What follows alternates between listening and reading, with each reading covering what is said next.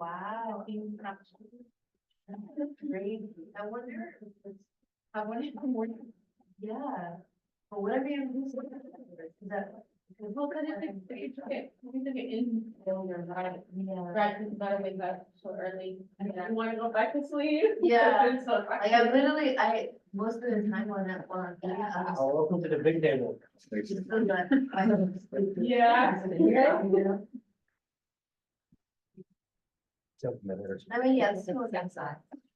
Yeah, it's nice.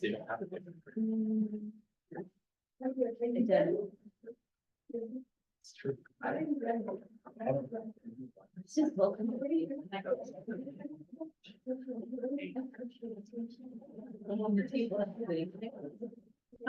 Anything over 0 is the one. No, it's only comparison between that. I shared with you. But you want to refer to it, it's not. Correct. By the.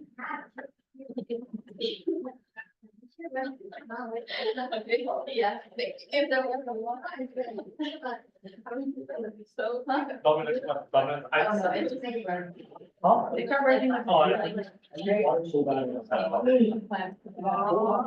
Like, I mean, like, I got yeah. All the kids are joining. And it was like. Yeah, I have to do it, not trying to. But you we had it.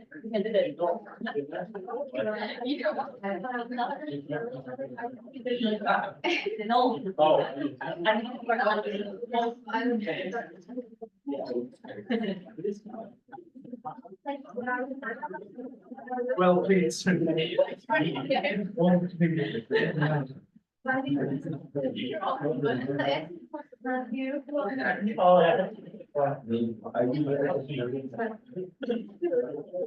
Oh, and you sweater.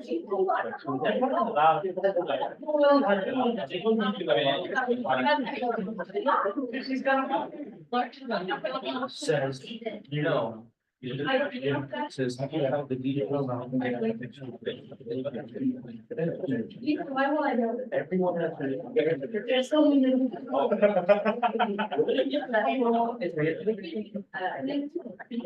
That's fine.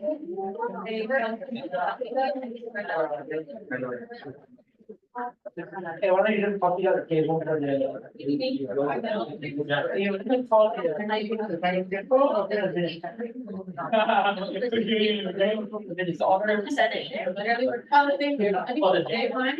Yeah, not. I'm not active.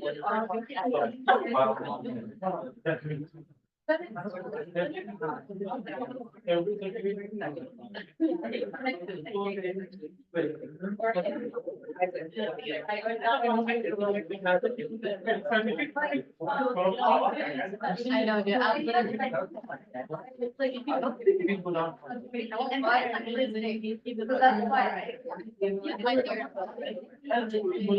know. It's getting worse. I don't know. Maybe.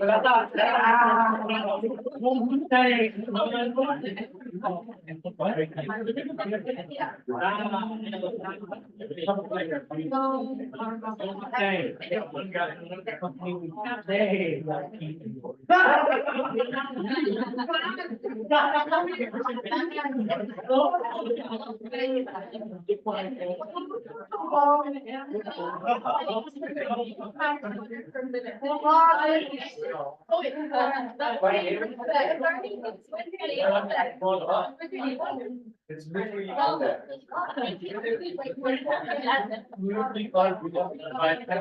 Is that over?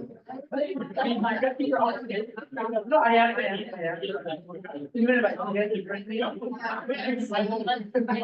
Alright.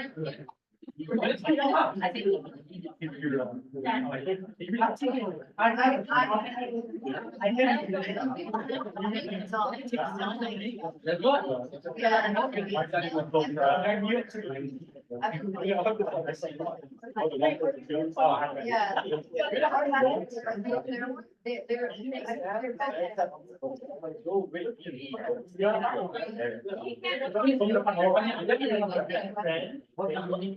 We could then could have a change.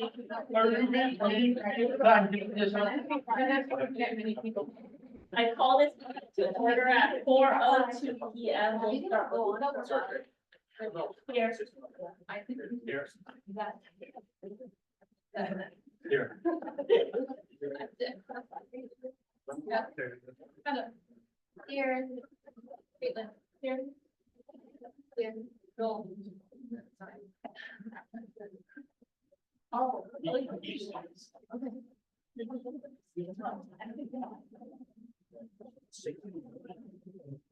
Here.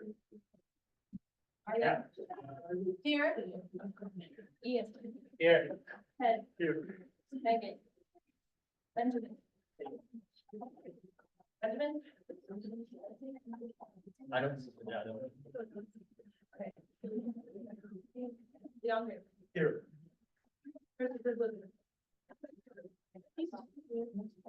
Aaron. Here. Adrian. Here. Jenna. Not here. Jason. Here. Nicholas. Here. Peyton. Here. Natalie. Daniela. Daniela. Matsuko. Here. Jazz. Eddie. Yeah. Okay. Moving on to approval of minutes. For February 28th, we're having one edit from 2 weeks ago to add a candidate to the introduction and approval of prospective senators. So can I get a motion to approve the February 28th, 2024 minutes as amended? Thank you. I move to approve February 28, 2024 minutes as amended. Ted. Second. By Adrian, seconded by Ted, any objections? Seeing none, can I get a motion to approve of the March 6th minutes? Javier, I move to approve. DeAndre, moved by Javier, seconded by DeAndre, any objections? Seeing none, moving on to public comments. Are there any public comments?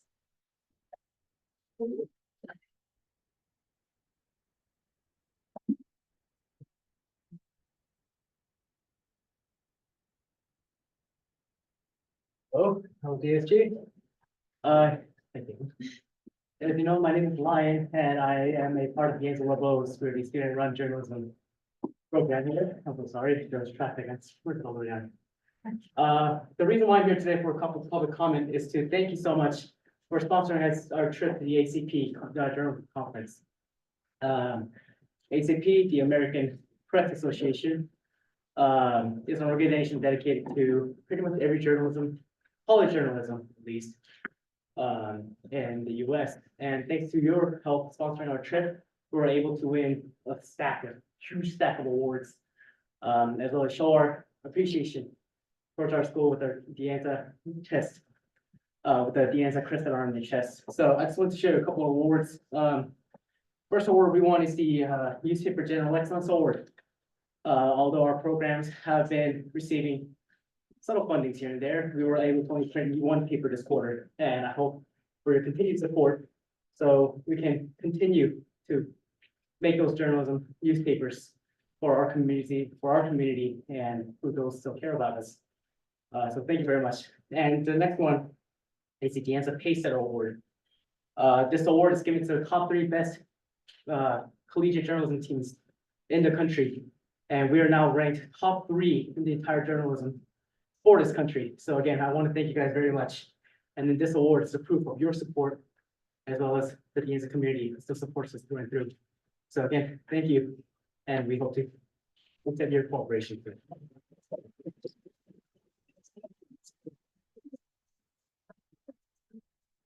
Are there any other comments? Moving on to advisor.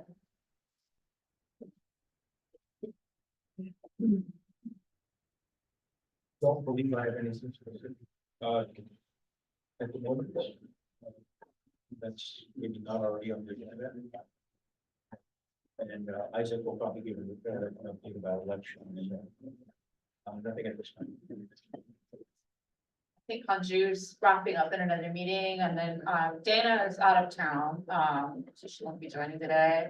I'm gonna be back in my office, joining on Zoom and double tasking in a bit. I just want to say I'm back. It's been a while. A couple of weeks of being sick, that wasn't fun, and then I was out of office last week for more fun reason. Not engaged, so that's.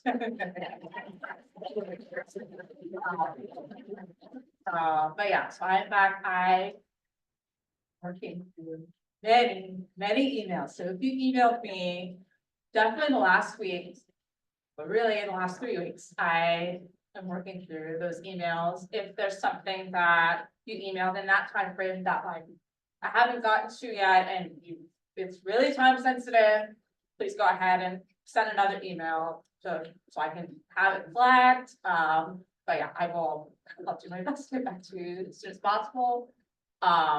For both DSG, I know we still gotta announce the winners for the DSG election, but just for you all to keep in mind, folks who end up being selected, but also our current departing DSG senators. We are working to schedule spring training soon. So keep in mind, those will be on various Fridays in spring quarter.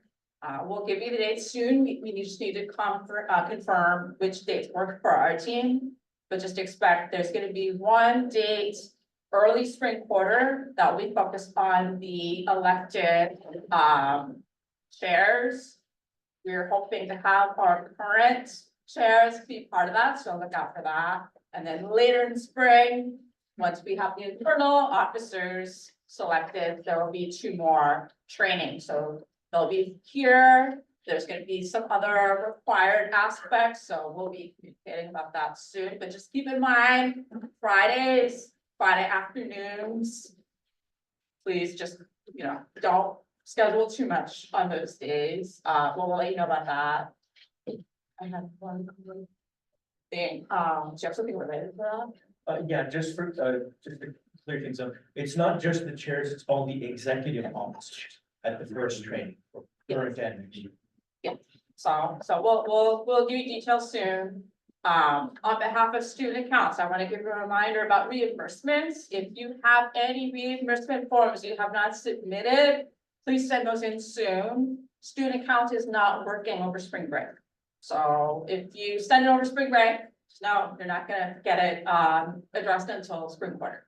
So please try to get those in soon. Spring quarter is very busy for that office, especially when it comes to the end. So please try to make it timely.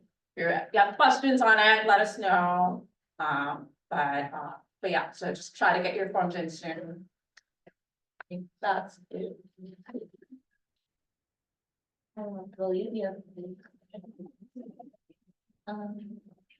Moving on to Senate announcements. Are there any Senate announcements?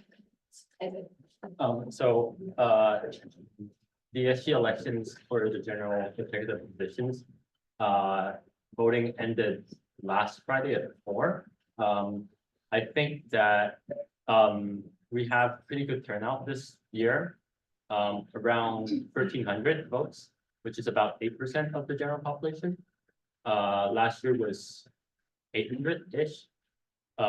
So turnout was a lot more than in this year, so that's nice. We're gonna have the election complaint and certification meeting this Friday from 2:30 here in person. I think it's gonna be in the Don Barista room, I think. I'm not sure exactly. Don Batista room. Don Batista room. Upstairs in that corner. Yeah, so that place, and then it's a public meeting, so if you wanna check it out, you can check it out. Just for like senators, if you guys wanna, or have a TikTok idea and you wanna do it, let me know today. And if you guys could stay back for a little bit, after the meeting, so you could tell our content. Any other sentences? One thing for the Senate meeting, for next week, which is week 11. We won't have any committee meetings or Senate meetings, but we are planning a Senate bonding for that time, Wednesday at 4. I will send out an agenda for that, and yeah, we'll let you know. Just a quick reminder, if there is, any actions from the elections committee on any candidates and the candidates decides to appeal that action, we might have to have a Senate meeting for that for next week on Wednesday. But regardless if there are any appeals, there will be Senate funds. So moving on to student trustee announcements. Up here. Okay, moving on to external shared governance.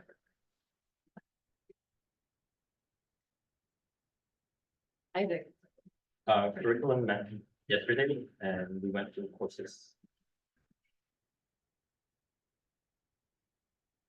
Ian, That met yesterday and we're just continuing in our own groups, going over program review. Ed, College Council met last Thursday and we approved RAMS, ASLR, which is the Academic Services and Learning Resources, instructional equipment relocation and annual delivery allocation. More importantly, there is the RAP hiring recommendation for the 3 buckets as a whole, which has Maritza's position in the first bucket was approved. And so it was great. any other shared governance? I have one from Academic Senate. They met on Monday. They discussed the proposed Academic Senate Subcommittee, the DASG Committee of Online Learning, and they were talking about the membership, either having one representative from each division or one representative from each village.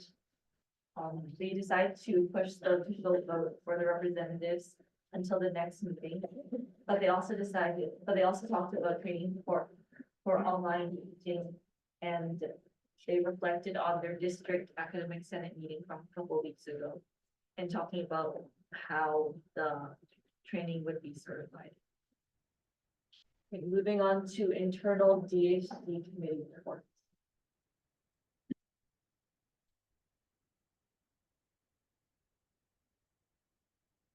Asia. Programs unofficially met today, and so we just worked on everything. So the Earth Week, the Carnival, Beef Stress, Club Day, etc. And it was just a working meeting. Caitlin. We're upping TikTok production to fund the month, and we have our stickers made and ego.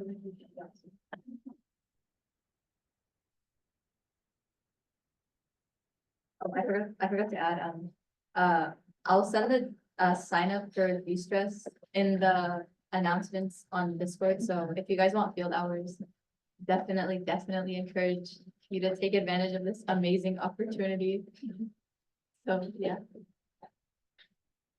You got. Finance is continuing our committee projects related to updating the budget deliberation process. And then we're also starting our work for preparing for the presentation for the Board of Trustees regarding our budget next quarter. I added.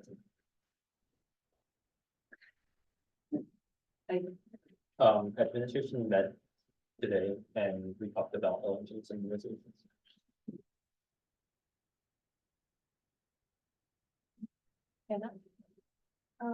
As we met today, we spoke about internal elections outreach, and we are restarting the undocumented student scholarship project that was passed on to us by Equity and Diversity last year. And we discussed updates on the international student finance project that we're currently. Moving on to approval of the consent calendar. Adrian. I'm sure the things in calendar. Second, anyone, Isaac. Second. Moved by Adrian, seconded by Isaac. Any objections? Seeing none, we'll move on to the first business item, which is to affirm Eddie as the DHG senator.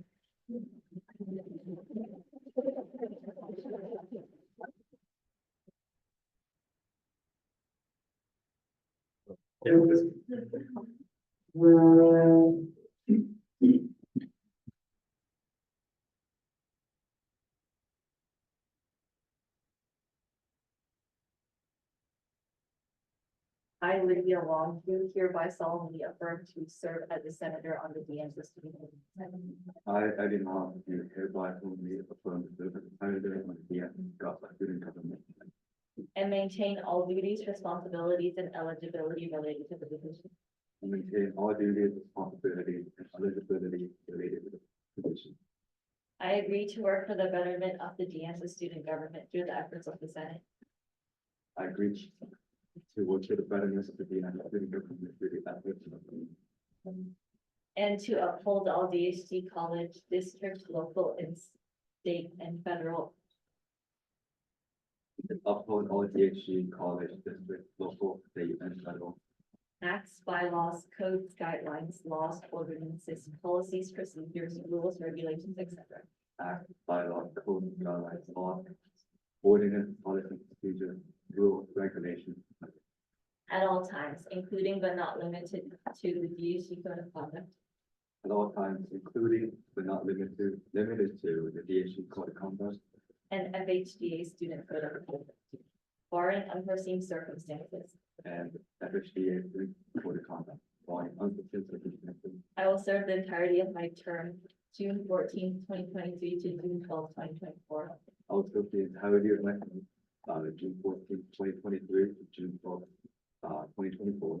Furthermore, I will, to the best of my ability, promote and extend the value and mission of the Furthermore, I will, to the best of my ability, promote and extend the value and mission of the college.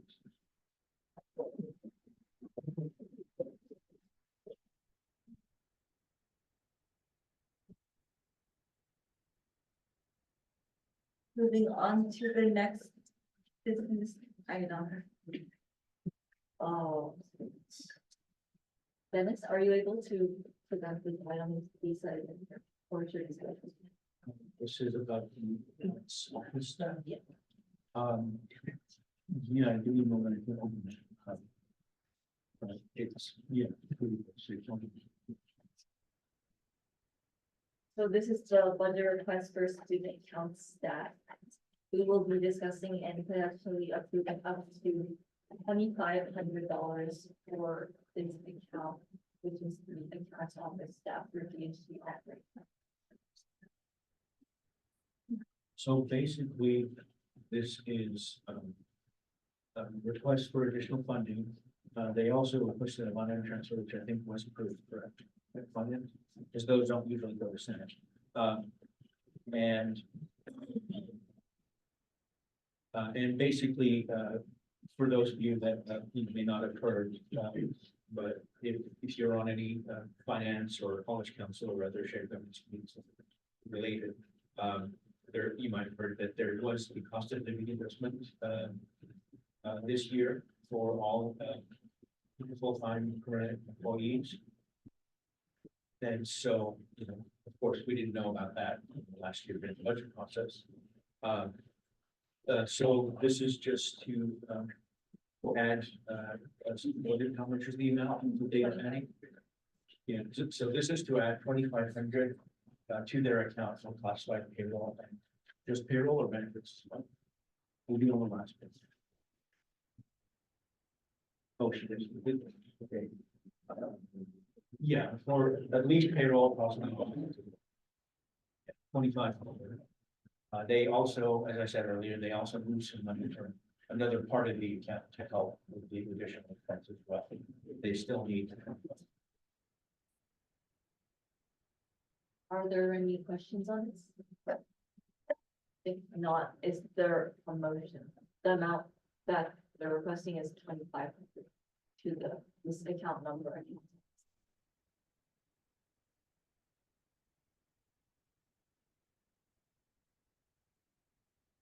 Okay, I move to, let me say that again.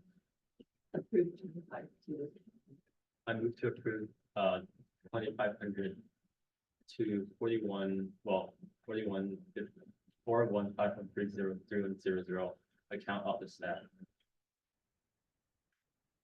Okay, moved by Isaac, seconded by Kate, any objections? Being none, the amount is approved. We'll be moving on to the next item, which is the DASG resolution for block scheduling. And GM, the biology, chemistry, and physics department lab offerings. This is the second reading, so we will be discussing and approving.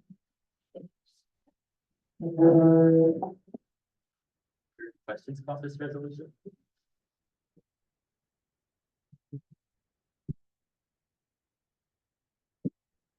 Yes, I can read it again, and then if there's no question, I'll ask for a few.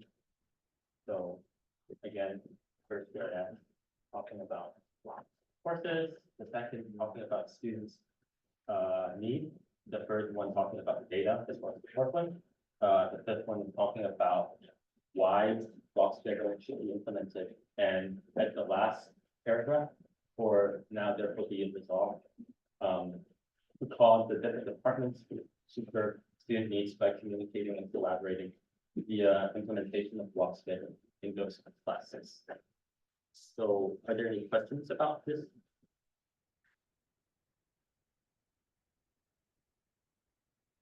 I've asked this to be on academic senate, so it should be hopefully endorsed by academic senate, which is the faculty, you can think of as student faculty government in Vienna. But if there's no question, can I get a motion to approve this resolution? That's it. I move to approve the DHG resolution for block scheduling in the end, the biology, chemistry, and physics lab department, physics department lab offering. Can I get a second? Ian. A second. Okay, moved by Asia, seconded by Ian, any objections? Being none, the resolution is approved.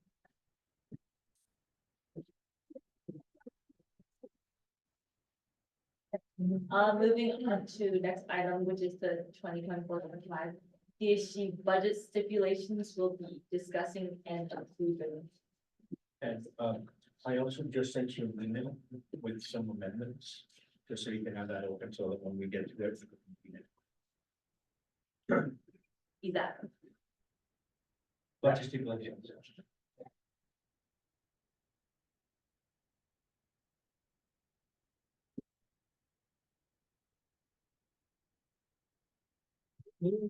Major that we changed from last time, guys? I did just email an updated file to you and Lydia, so that when the time comes, we can make those amendments. But the document itself that's currently on doesn't have those changes, because we haven't made them. would we have to have another meeting to amend? No, we don't. We just make the, move to make the amendments, and then we move to approve the budget stipulations as amended. Then should we review the document? Then What? should we review the new document then? Right now? Well, first, let's just show the current document and then ask if anyone has any questions about what's already there, then I can bring it up to three amendments.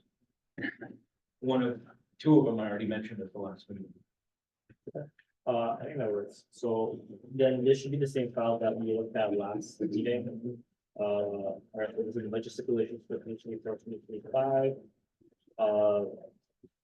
So if you guys have any questions about anything in the document, it doesn't just have to be the things highlighted in green.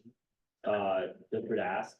But I guess like to highlight the things that are changing from the previous year to the next. Okay, that is. We can start from 11, I guess. So it was the change of the for contracted speakers or performers. We changed the limit from 5,000 to 20,000 per speaker or performer or performing group. for promotional, and then the same thing with promotional clothing items. We changed it from $50 per item to $100 per item. So keep in mind, these are just the hard limits. So it's just kind of like, will we really create promotional material, like promotional clothing items that are about like $100? Like, are we gonna get like $100 sweaters? Probably not. But it's just kind of like, it just allows us to like, hey, if you're gonna spend like, let's say, $53, $60 on something, then you have the ability to. Right. I believe 17 was just moved down. Yeah. Yeah. So we'll look at that in a second.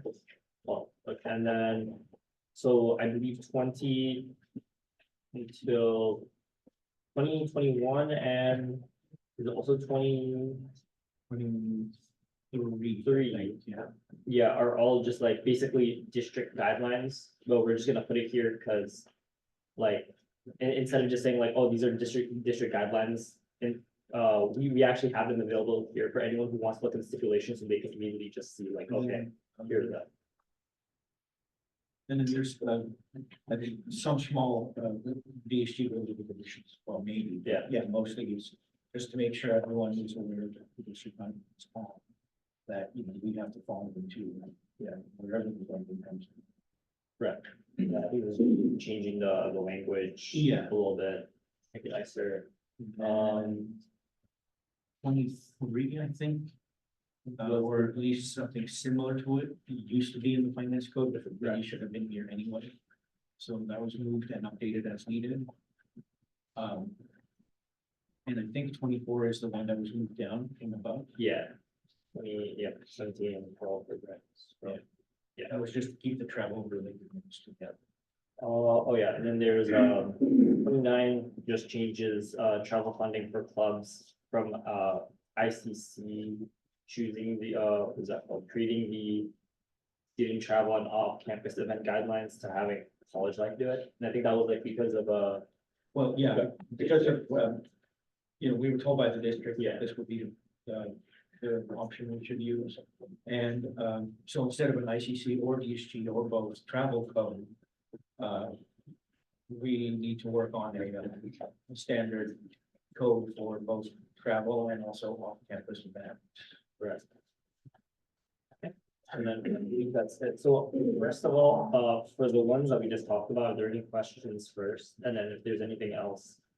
No, I also didn't highlight just now. Are there any questions regarding that? And I think Dennis can get into some of the amendments. Yeah, so if you have any questions about any of them, not just the ones that are written. Yeah.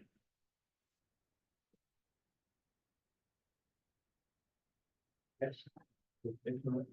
Won't you open that other document? So there are. I think 3 amendments at least, if I remember right. That 2 of them I've mentioned before, so let's talk about those first.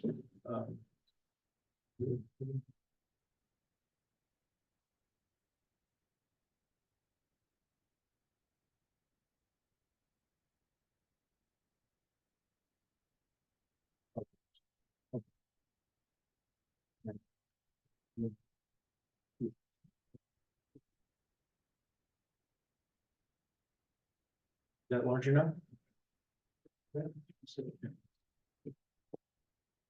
So the first change, and this is one of the ones that we mentioned last week that we made, or one of the amendments we mentioned last week. So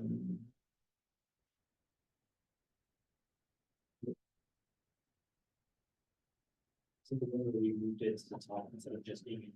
Oh, right here, yes. So number 11. This really, or not the first part, so any appeals to these dollar amounts shall be heard to the DSG Finance Committee. That really applies to the whole document, not just number 11. So to make things clear for everyone, because this has come up and people ask about this and, you know, what if we need to request a change. So this makes it more clear. So the first amendment we need to do is to move to strike in number 11. Any appeals to these dollar amounts shall be heard by the DSG Finance Committee. And then we've added something to the top of the document to replace it. But first, we need a motion to strike this. We get a motion to strike number 11. Well, that part. the last sentence last of number sentence. 11. We'll just strike the last sentence of number 11. Give it a second. Give it a second. Okay. Moved by James, seconded by Jason, are there any objections? No, okay.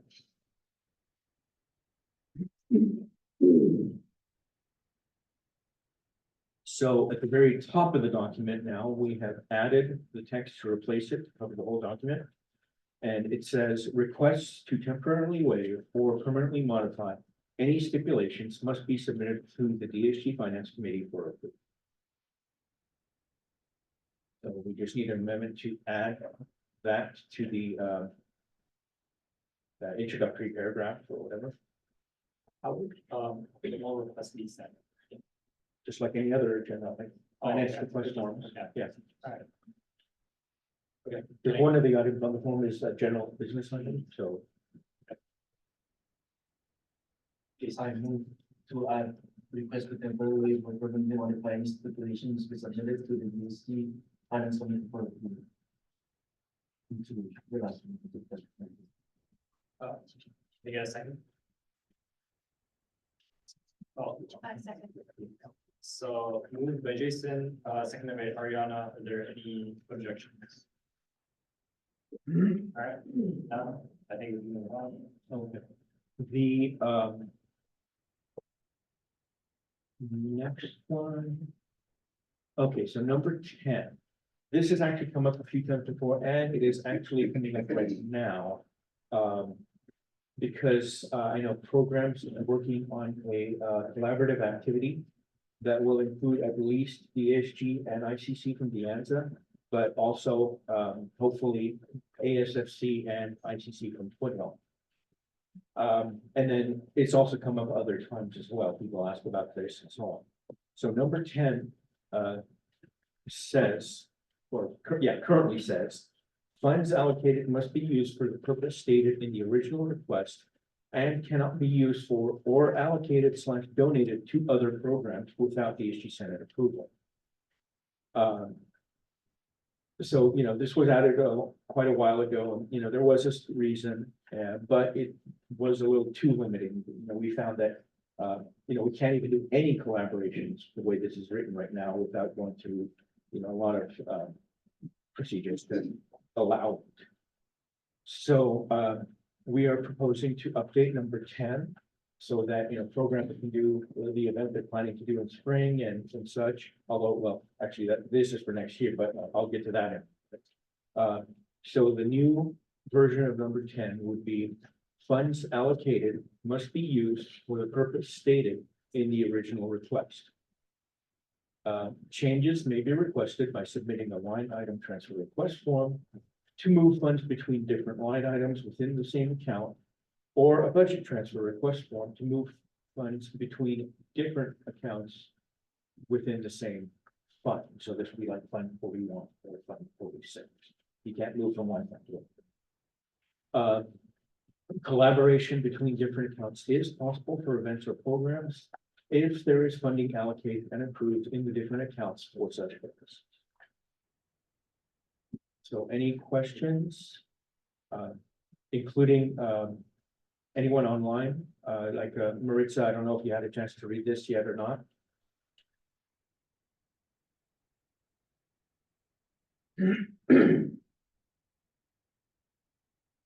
Well, if there are no questions, I'm hoping to get a motion to replace the current number 10 with the new number 10, and I'll make sure Malia gets the language so she can put it in the minutes. Can I get a motion? Is a motion to change number 10 from the next meeting. Well, what do we?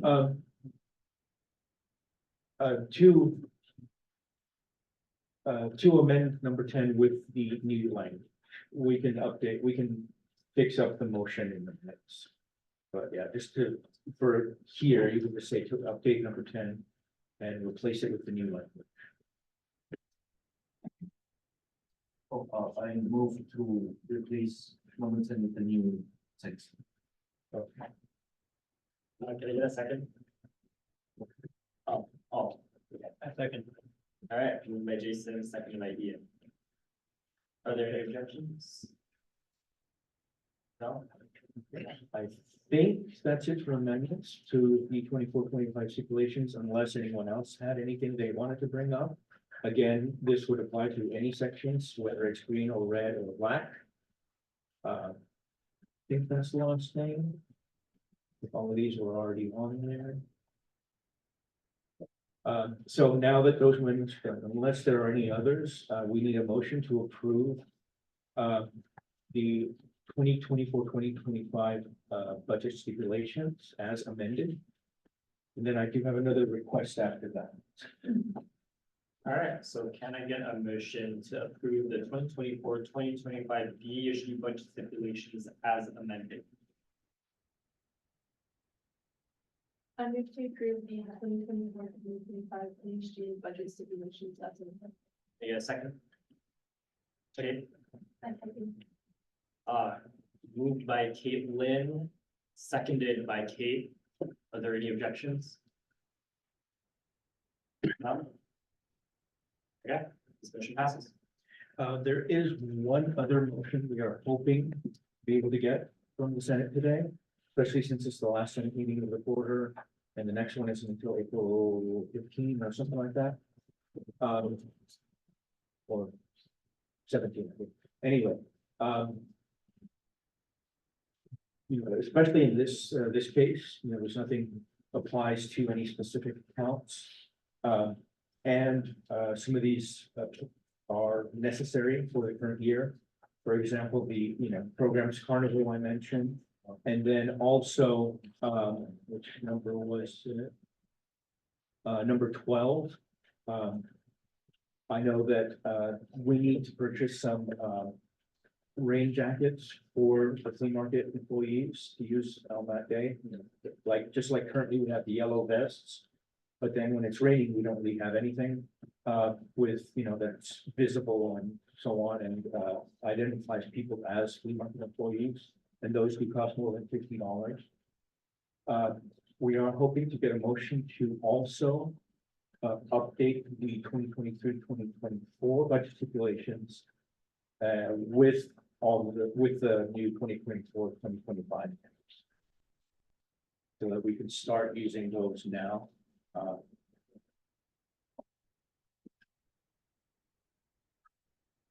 So any questions about that?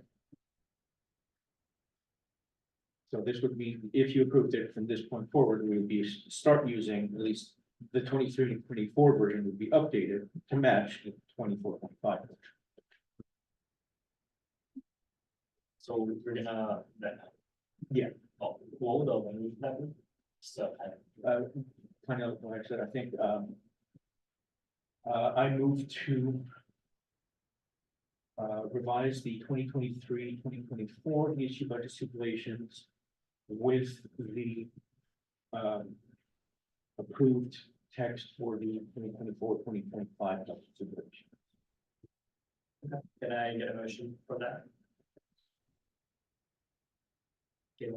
I move to revise the 2023-2024 budget stipulations. With, sorry, what was that? With the text of the approved 2024-2025 stipulation. With the text of the approved 2024. Okay, can I get a second? Ben? Second. All right, moved by Caitlin, seconded by Ben. Are there any objections? No, seeing none, this motion passes. I'm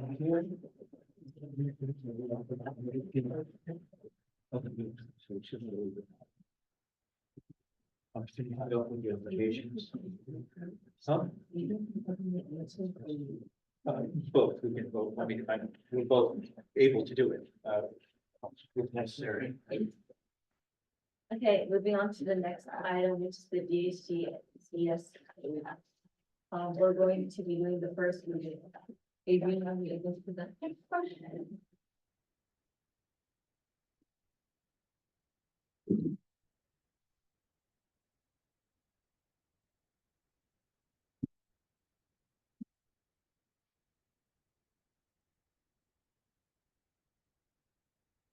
So first of all, big thank you to Dennis for offering a lot of this code. So everyone, please say thank you to Dennis. Okay, so we have the DSG Environmental Sustainability Code. Okay, so first off, we're hoping to change the membership section. So we just want to strike the must be a committee officer part and at least 2 additional DSG senators, because we are now being much more specific about the senators and what those rules are. So we are looking for a chair, a vice chair, 2 ES coordinators, and a bike program coordinator. We're also adding in interns to CATS advisory votes. Yeah, just in general, instead of only informal committee votes. So we struck the part that says plan and host events that raise awareness regarding environmental sustainability. But did say promote environmental sustainability at the end of college and within the ANZA through projects, programs, and events. So we still have that events part included. And then ensure that the DSG Senate operates in an environmentally sustainable manner, kind of keeping things how they were before, just go over that a little bit. So for committee duties and responsibilities, we're adding in that ES is gonna have to plan and host an Earth Week every April. Yeah, that's gonna be cool. We're also adding in the insurance that at least one sitting senator on the committee attends the Environmental Sustainability Action Council Committee to ensure that the Environmental Sustainability Committee is aware and involved in environmental projects and initiatives that are going on campus.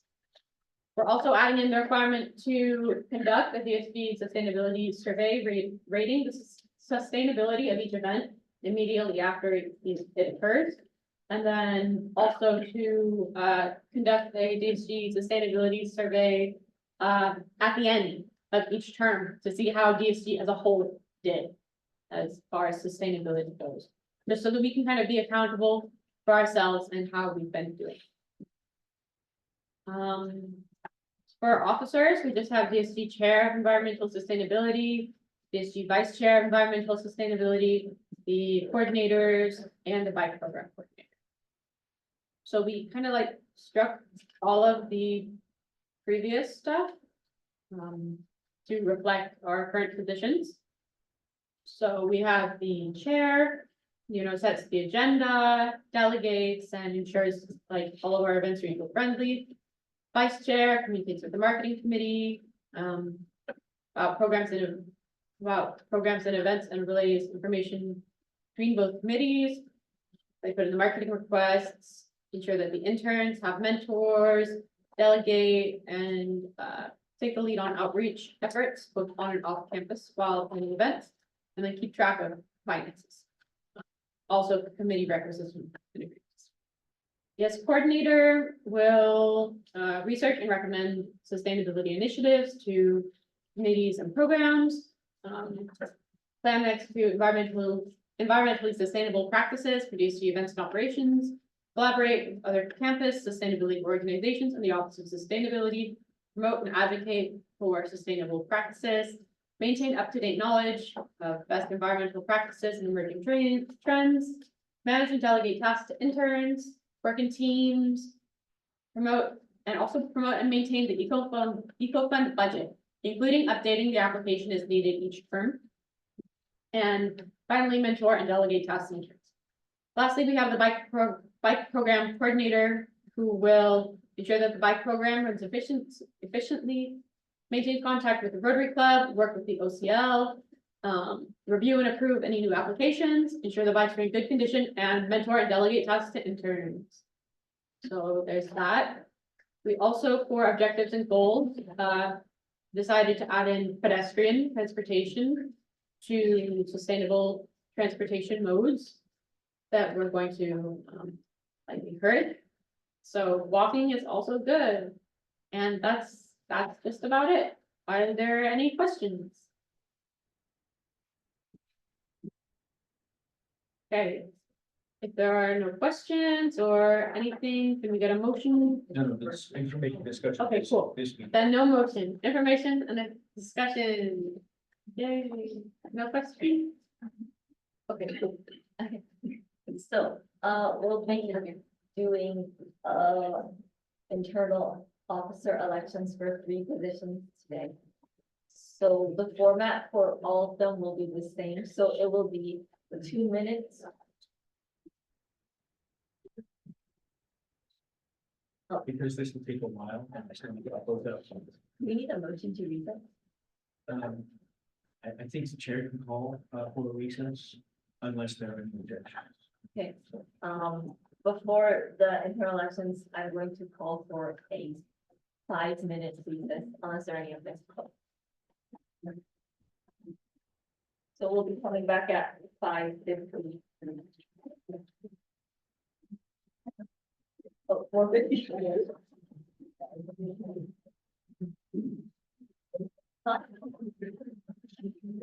I think. Like, wait, no, it's like. But is it possible to check out the description? On the bylaw, is that. But this is actually, it's not one person, but.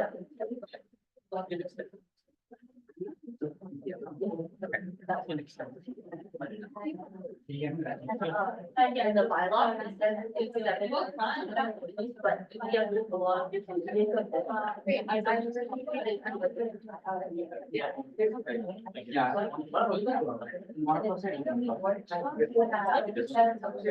But like, I guess that's not like. Yeah, I like to add it,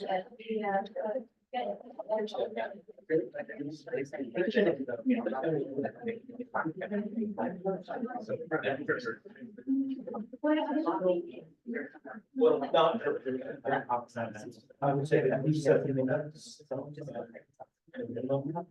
If I needed- No, internal, it was 10 minutes. No way. No, not per person. They don't. No, but like the discussion is like, if there's like 8 candidates. No, it was 10. It was all, just like we've been doing for, better board. We didn't do that for legislative candidates last time, but just like we did the first time with legislators and. Or not, and elections. Yeah, I mean, all the, Q&A and discussion, and those things happen sometimes, we don't. But maybe. We'll have to think about this, just say at least 7 minutes minimum, coming on number of candidates. But it's, if you don't plan it, you don't have to. Nothing, could say. No. I think. Yes. What will work. 2 minutes, or something like that, maybe. I mean, we still wouldn't ask them individually, but just to get it total. That's what I was thinking. We could maybe, so we'll talk about that. Internal elections, it was like 10 minutes. I mean, Q&A without a motion, that's why. You let the, I think we hadn't even approved the new bylaws yet last year, that was kind of the first time doing it, while we were still working on bylaws. But, so maybe before doing, like before starting. The elections, if there's other business items too, and those. Maybe we'll just ask for motion to extend the time for all. I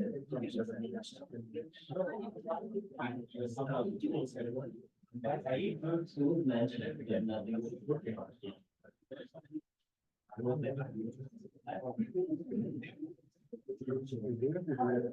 Outreach efforts for internals. I think it was. Last, I think she, yes, they're doing on that, but on the, I guess one of the things that we can. Not like promoting.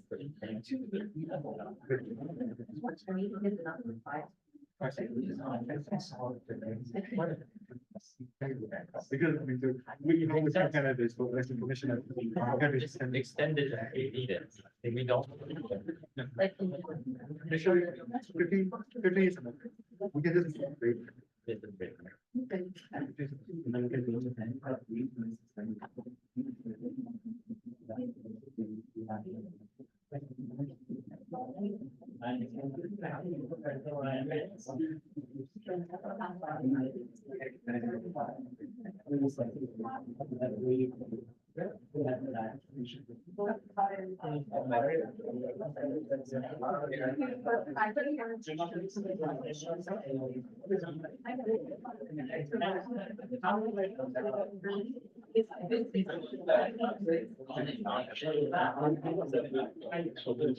I should be like.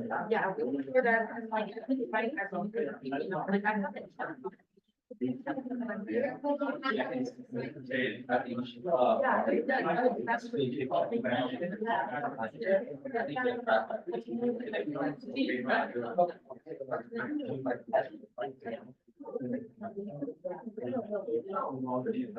Yeah, I want to come like, people want to click, I think, we want to make it agree with what you can see, it's all right. It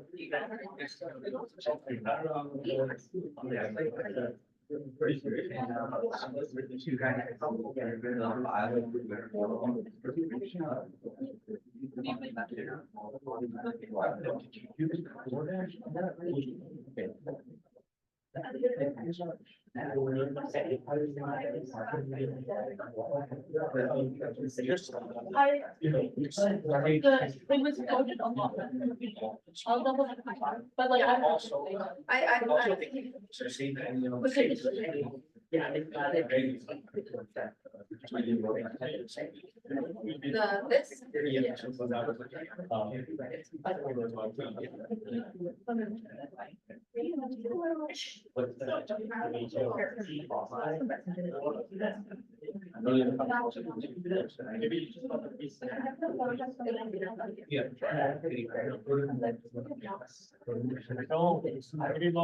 I don't. I'm really. You know. What was like.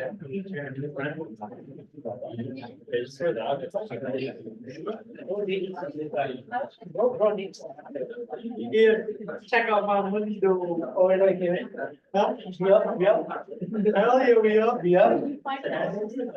What? No.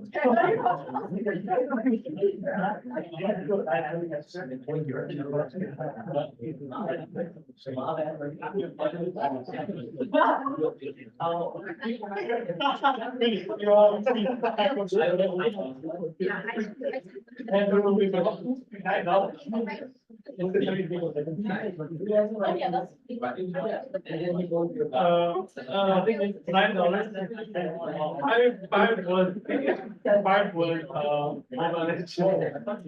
and four was the money I speak to. No. There's only $5.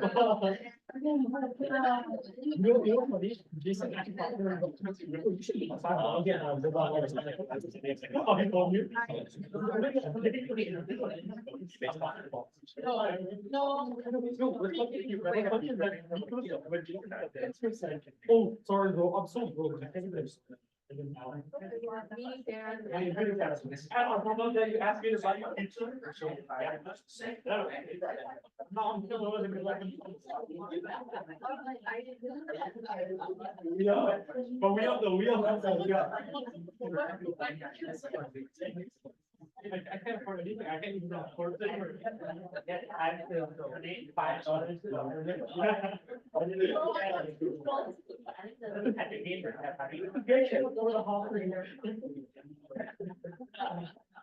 And I didn't have the bus card. Can you go home? No, if I didn't. Funny, you go there?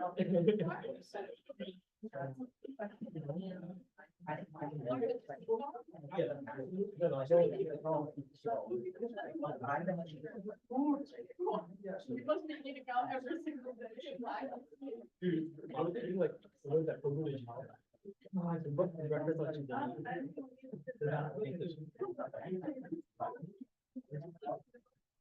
But what?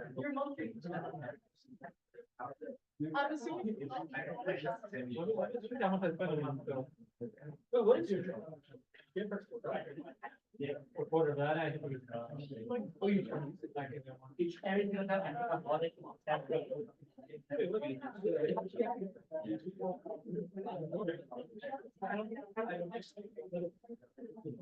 What do I? And I don't give a. What is it? I can have it. And everything else. But then, not per month, only about $2. No. Because. Yeah. I mean, I don't know. No, because I can't. Oh, yeah. I'm just, I try. Bro, I'm gonna say. Bro, it's. I was- I try. What? I told you guys that I can't breathe. You know, it's only $5 partially because of you. Because you told him about the $5 Mobile Legends thing. Wait, what did you do? Most of the, you're talking about the $150, right? No, the scholarship goes back to right now. I mean, it's not vice chair of personal finance. All the finance members have money together. Wait, how are you so? Okay. You're so lucky you have friends here. Imagine if you didn't have friends. You have friends that Are we sure? You can play Mobile Legends. Wait, 1,700 per month. That's a lot, boy. That's crazy. You gotta spend 70.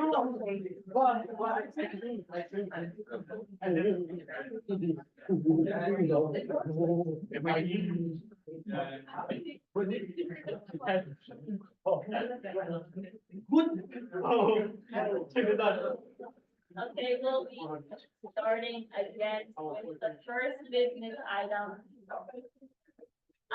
So for these internal elections, we'll follow the same format, which is 2 minute, individual statement for all the candidates, and then 7 minutes of group Q&A, which we can add time for, positions with more than one candidate, and then it will be 1 minute individual statement. So we'll start with the first position, which is bike program coordinator.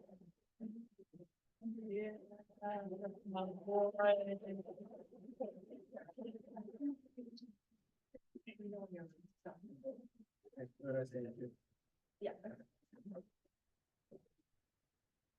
Hi, everyone. My name is Anish, and I'm running to be the Student Government's Bike Program Coordinator Senator.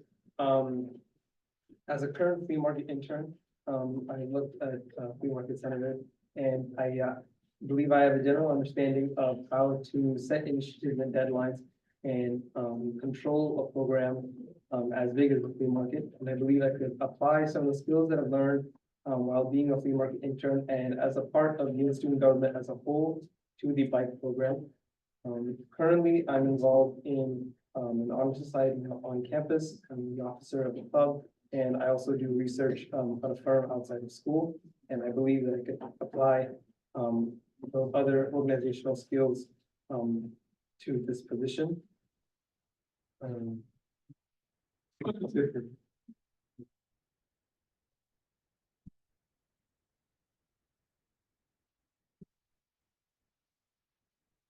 We'll be starting the questions now, who wants to start? Okay, Adrian. So what specifically about the bike program position was attractive to you? So you may not know this, but rain or shine 365 days of the school year, I have to bike to school. Considering the fact that public transportation, at least in my case, is using the bus is unreliable, and using a car is pretty unattainable in my current situation as well. Biking is kind of a choice, and I've come to enjoy using a bike and come to the process. And I believe that I could funnel using bikes and the bike program itself to be able to create positive change within the ENSA. My understanding, the bike program is not as exposed as it should be. And from my understanding, I know that a lot of the student body would appreciate an alternative mode of transportation besides public transportation, considering how unreliable it can be. And my objective is to create a program that is kind of free of chaos and can set up future like programs in successive years so that it can be a reliable, I guess, and useful tool for Senates in the future and student bodies in the future in general. How do you plan on improving the bike? So one way I plan on improving the bike program is through setting a form of criteria to be able to allow students who may be underprivileged or do not readily have a form of transportation accessible. In addition, I had mentioned the drastically increased outreach that we need on the bike program and working with the marketing department of the student government to be able to expose it to the student bodies and the people who are currently using public transport to find it and use it as a tool to get to school.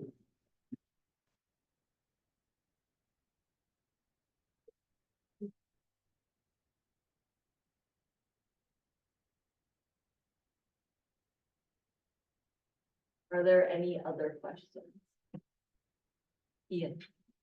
Other than outreach, what do you think might be some issues with the bike program right now?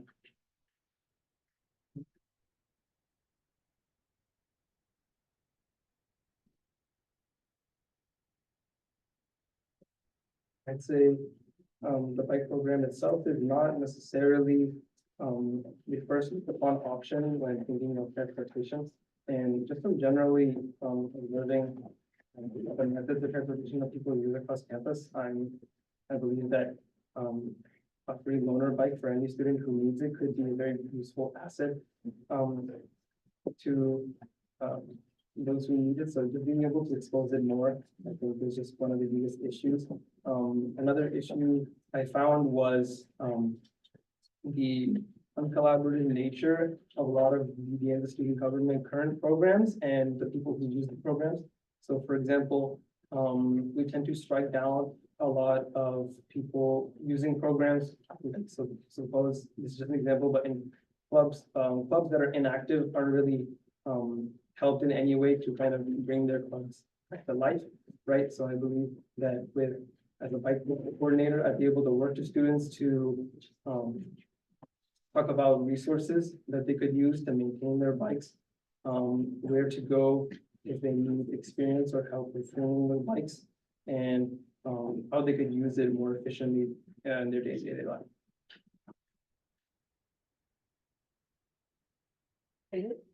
I think one of the, I'm not entirely sure because I haven't set up yes for a long time. But I think what happened last year was that there was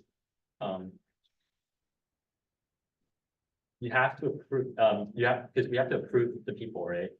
And I think there was a backlog or something, so people couldn't actually get the bikes they have, especially you're lending out early in the quarter and you're taking it back late in the quarter, right? How do you plan on addressing that? I don't understand. So are they not receiving? Yeah, I think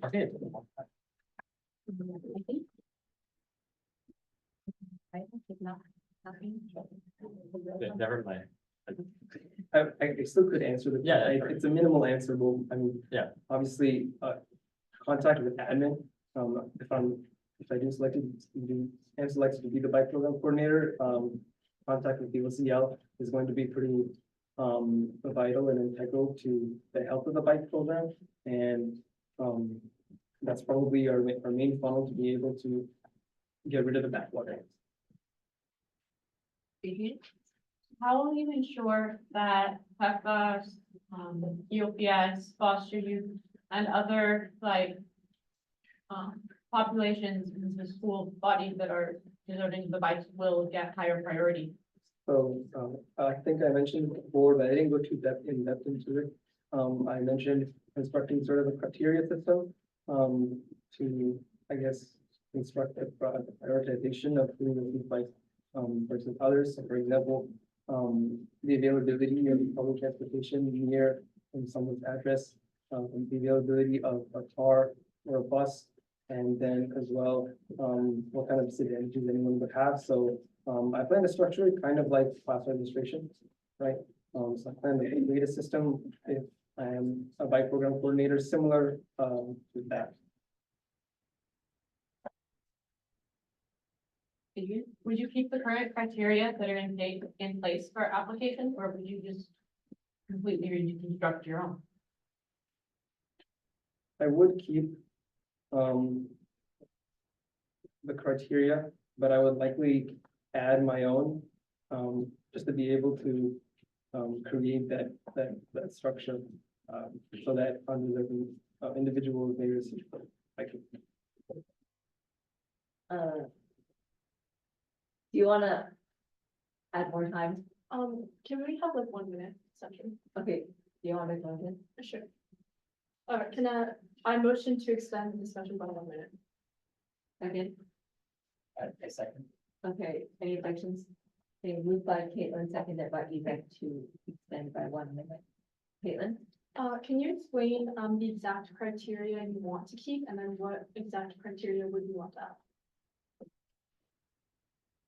Not sure the full criteria. I understand you have to be 18 years old. Right. I looked over the criteria beforehand and I didn't see any issues. Just, I think the criteria to be kept would be the criteria that allows an individual to actually be able to maintain a bike and hold it ability for the bike. And then the criteria to be added would likely be criteria that helps deserving or unprivileged individuals. Okay, we're on. And, let me know when you want to start your 1 minute. Okay. Start. Okay, I believe I have said everything I need to about running for the bike program in the Senate. I just wanted to end off the speech by stating that biking is something that's really important to me and it's something that I do when I have time as well. And I believe that with the proper diligence and the proper consistency of involvement within the program, and being on top of every single minor aspect within the program, we can grow it into an asset that is useful, not only for this year, but for years in the coming future.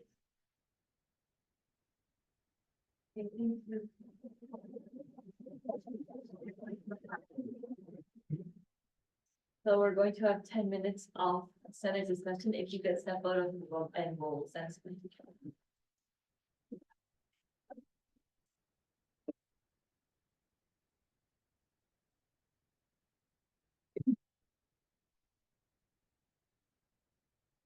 Who wants to start? I mean, I think he seems fine. I was satisfied with his answers, and I think he'd probably do a good job. We don't have any other applicants, and it would be nice to have the position filled. And I don't see any reason why we shouldn't accept him. I actually have a question for you two, for the flea market coordinator. How is he as an intern? Well, no, I'm just saying the next question. Yeah, so Anish is one of the flea market interns. So far, I would say his work ethic is there. So the way we've kind of been running the flea market, so these like subcommittee is just, we don't really meet, we just send out most updates through Discord, and I usually set deadline for them to kind of get back, if he's one of the interns who have consistently gotten back to me even before the deadline about updates, and he's been very consistent with his word. So I think we would be a good. I also agree, and also, I think, aside from his like task was to work on the website for flea market, so aside from that, he also helped me with like a draft or something. And that was like kind of like extra work, but he like offered to help when I said like, oh, we're working on this right now. And so I think like overall, he's been really helpful in the recruiting and he's taking initiative as well, so I think he's a good candidate. His attendance, like, at the meetings have been consistent as well. And on the days that he could not make it, he would definitely let me know beforehand. So his communication is there as well. Any, Caitlin, do you have anything? I mean, if you think the position should be filled, like, I'll continue to go with whatever you say. I was just concerned of his understanding of the coordinator role. When asking for specific criteria, he didn't really give a concrete answer. And I don't think he really understands how the bike coordinator works, or if he reached out to him. But if you think the position should be filled, I'm happy to ask him there. One thing I want to mention is that, this last Senate meeting of winter quarter, and for like at least the first two meetings, Senate meetings of spring quarter will be internal elections. So there will be no introduction and approval of prospective senators. And then after that, if you want another candidate, they will have to go through the same process again. So I would say that the probability of having another candidate is very low. So you can consider sort of like having this candidate or having it vacant for the rest of the year as something you might want to do. Are there any other comments, discussion? Asia? Yeah, I just wanted to add, yeah, like Anish does good work in programs, and also, just like about the position itself, I think it's probably good to have one, because I know, and you can correct me if I'm wrong, Adrian, on this, but, right now the bike program is kind of slowed down because there's not completely a lot of bikes, and there's, it's just like a long process of like getting it, so I think having someone who can like focus on finding bikes and like expanding the capacity of bikes we have to offer would be something good for this year and for next year, so we should probably just fill it. Any other comments? So, one thing, Oh, wait, Hannah was first. Sorry, I did that. But, I was just gonna say, I mean, Adrian could always like run him down with all of the details, related to his role. So I don't think that's too big of a problem. Yeah. That's all. Adrian? so I do agree that it was like slightly concerning that he didn't know the specifics on the criteria that we had before, but it's not like super, complicated criteria. It's pretty simple to like look at, and at this point, I'm not sure, because we don't have, like, right now, we're not accepting more applications because we don't have more bikes to give people. But it does seem like, he has passion for it. He actually does bike, which is a good thing to know. And I think that he'd like to increase outreach to the bike program too, which I think is a big thing in general. So, I think there definitely could be worse candidates for it. And yeah, I think he'd do good. Okay. Has everyone sort of made up their mind yet? Okay. I know you might not be able to remember like the specific criteria. Well, he mentioned he looked over it, so I think it's like. Okay, I don't think, no, are there any more comments? I think it sounds like everyone's ready to vote, so, Malia, could we do a roll call? And if there aren't any objections, I'm going to be ending this.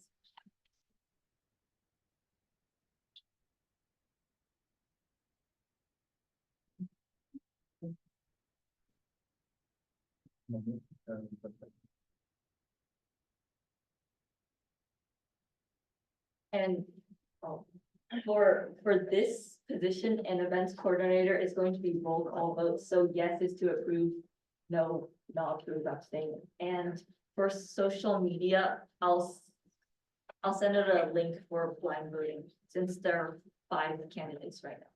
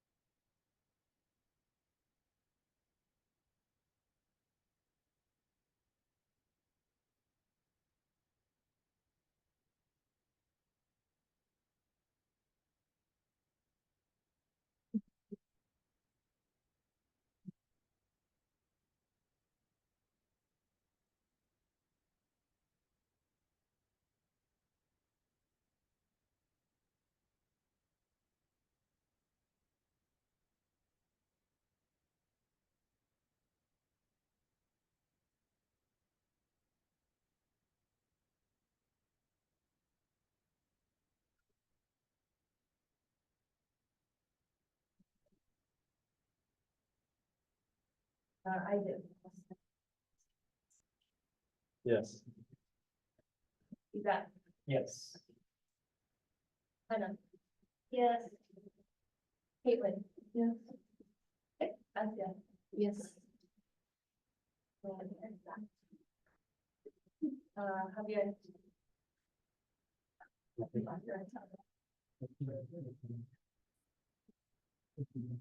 Ariane. Yes. Ian, Yes. Ted, Yes. Megan. Benjamin, Yes. Bryn. Go ahead. Leon, Yes. Christopher, Yes. Aaron, Yes. Ria. Yes. Adrian. Yes. Dundle. Yes. Jason. Yes. Nicholas. Yes. Kate. Yes. Matthew. Yes. Daniela. Matsuko. Yeah. Eddie. Yeah.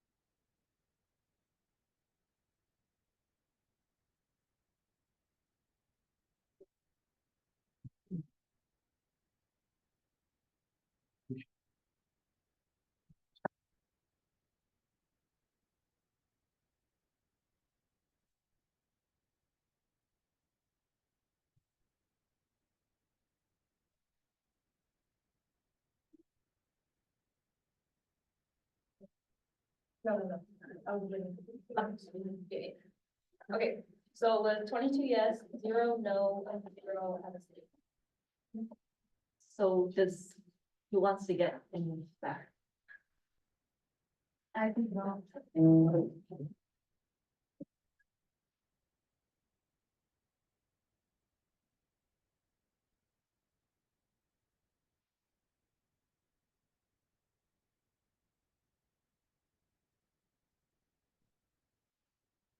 Okay, congratulations, you've been approved.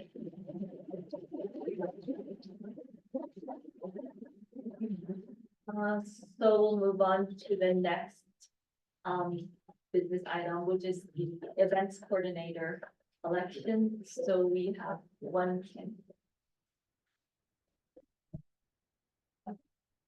Oh. Let me know when you're ready to start.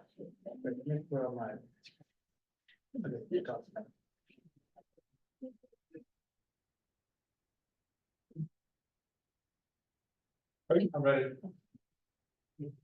So hello everyone. I'm gonna get straight to the point to tell you why I feel like I'm the most suitable candidate for the role. First of all, I've got experience. I'm the events co-op, Concord essay, and internal affairs for college lead. I've also been interning here in programs for a while, and I've made some significant contributions towards the upcoming Distract Week. Having organized numerous events, I understand the importance of like proper project building. So starting with like a well-defined project plan, starting with like answering the simple questions like who, what, where, why, how, and then moving on to more intricate ones like logistics and rundown. My goal has always to be creating a plan that is easy, can be understood easily, others can collaborate on it. And it's been working out so far, and I trust that it will work out in DSG as well. Secondly, I'm also a really detail-oriented person, meaning that I'm good at finding possible concerns and figuring out how to address them. When I was still in high school, I organized an event that had to be changed last second because of some technical difficulties. And taking that to heart, I always make sure that things are gonna work out as the way they should. So just yesterday, I was here, testing the equipment for upcoming Distress Week. And can something still go wrong? Possibly, but we will only take it so far. But well, I try my best anyway. I might not be the Willy Wonka of DSG who will being creative and exciting ideas, but this is the attention to detail and the professionalism you can expect from me as events coordinator. Thank you.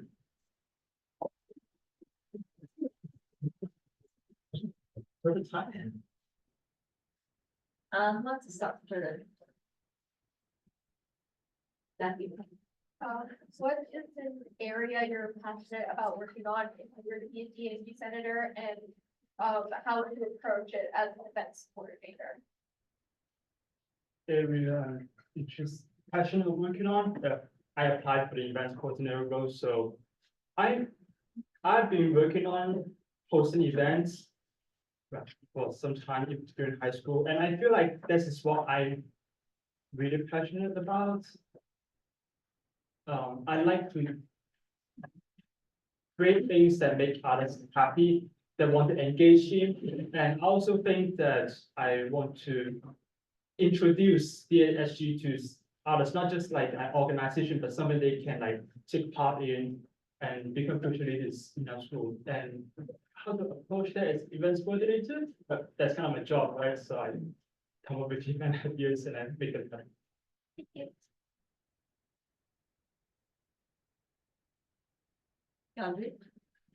So, I do want to become the events coordinator, we will know about the transfer.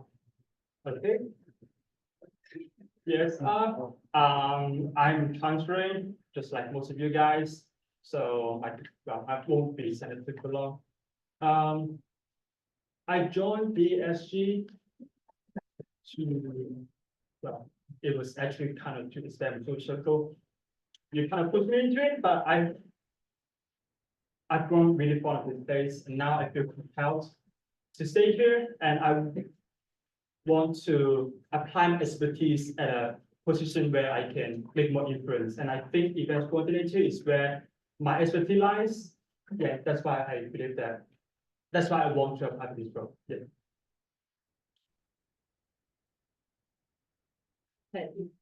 So how would you ensure a productive, timely, and healthy workflow in implementing initiatives created by the programs committee? Sorry, can you say that again? So how would you ensure a productive, healthy, and timely workflow in implementing initiatives created by the programs committee? Okay. not sure if we understand that question. So are you asking like how do I ensure that we work efficiently or like? Yeah, something, yeah, do you work productively and, do it in a healthy manner? Okay, so I can't stress this enough, but I really believe in the importance of like a good project plan. You put everything into a document, who, what, where, why, how. I posted, I posted my plan for the upcoming year last week in the programs chat. You can check it out. It includes all the details, everything, photos, rundown, what needs to be done, possible concerns, and I think that listing it all out not only allows me to clear my mind, and also like ensures like, okay, if marketing wants to read it and well, they will know everything about this, and this is how you create a efficient workflow, just having everything written down, organized. I move to end the thing. Is there a second? Caitlin. Sorry. Okay, any objections to any of it? Seeing none, there's no. Wait, huh? Benjamin. Is there an objection? Just say it. What? Yes? Okay, fine, yeah.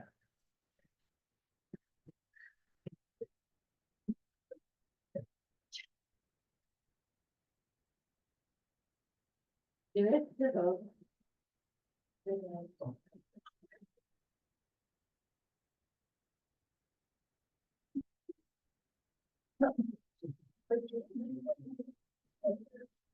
Are you sure there is an objection? You have a question you want to ask? Yeah. Fair. Wait, do you want to just listen to your? Sure, I can. Okay, there was no motion. Ask. Okay. Ask. Since you're gonna be the events coordinator, what is one event you have that hasn't been like already planned that you wanna bring to the end of? Was one event that I have in my mind that is not currently planned? Yeah. The answer to that is none, because if I have it on my mind, I already brought it out already, and it will be being worked on. But at least if it's a good idea, of course. One idea that I had that I kind of want to do, but it might have been rejected too really fast, is that I kind of want to have like a small campus group exercise activity. I know I just went back from the army, and that's what I'm thinking about, just like running, should distress my mind. But so that's one idea I have. Of course, like I will be working with Leonjay, and if he thinks that's not a good idea, perhaps because it's right. Yeah, but that's my answer to your question. Are there any other questions?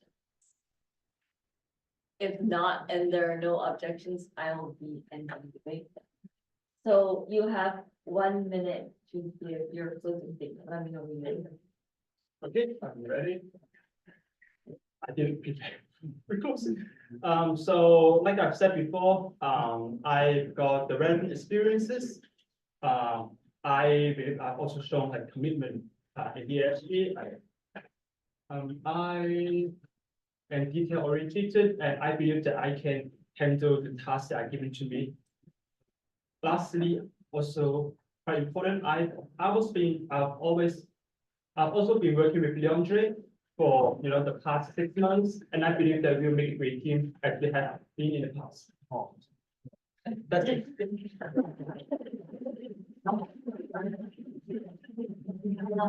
We'll be starting our Senate discussion if you just step out of the room.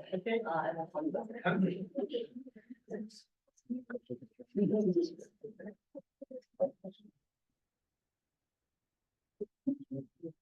You ready to vote?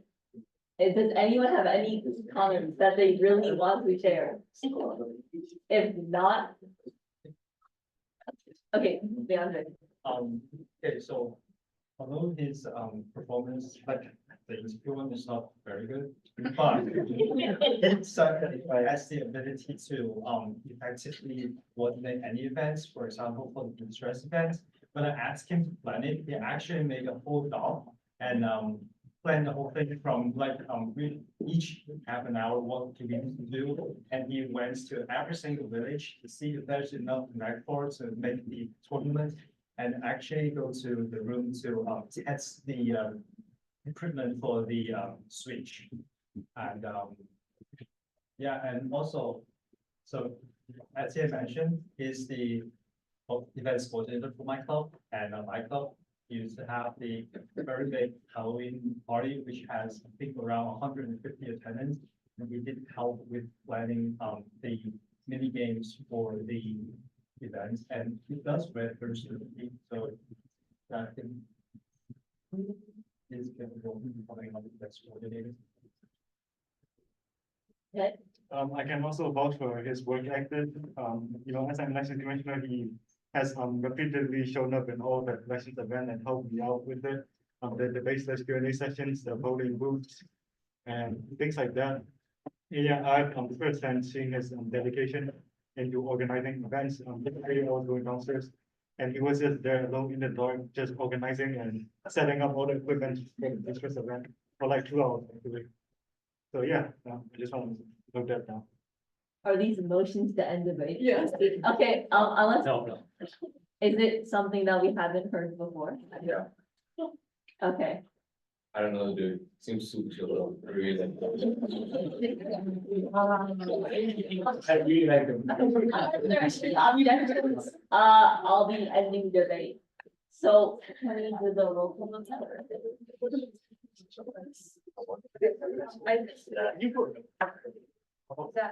Yes.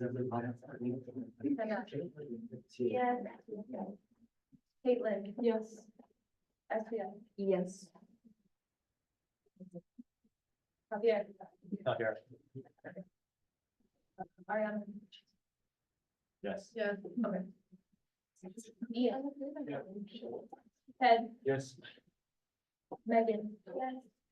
Benjamin. Yes. Leon. Yes. Christopher Blue. Chris. Huh? Yes. Or no? Oh, yeah.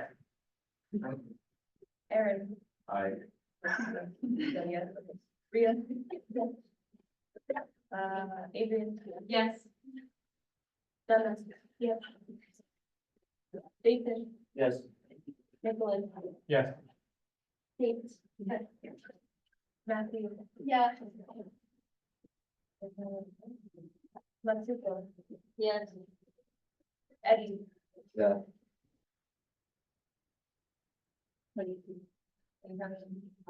Oh.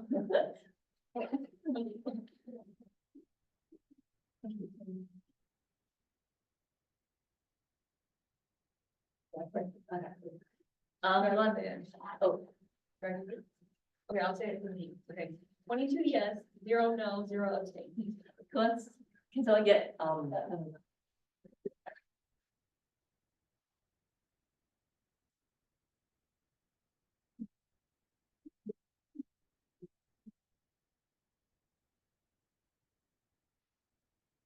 okay, congratulations, you finished.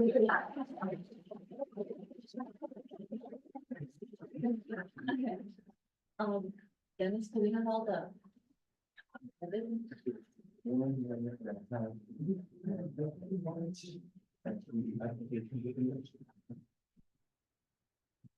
it okay if I just list them the activities and then we can turn the? Okay. So we'll be starting the social media officer internal elections. We have, I think it's 5 candidates in total, and we're still working to get everyone's information. Oh, the, what? Do we need 50% for candidates or no? Yes. We're Okay. not gonna get 50%. Okay, but first, since there are 5 candidates. Since there are five candidates, we're looking to extend Okay, since there are six candidates, we're looking to extend the Q and A time from 7 minutes to 15 minutes, I believe. So unless someone wants to propose another time, can I get a motion to extend the group Q and A for social media officer to 15 minutes? Caitlin, I move to extend the group Q and A to 15 minutes. Chris, I second. moved by Caitlin, seconded by Chris, any objection? Being none, we'll get started. So if we could have everyone who applied for this position at the top of here.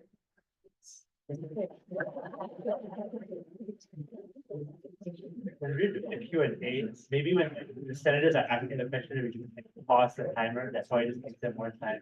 Sometimes the senators are asking the questions, they're like 30 seconds long. I think it's included.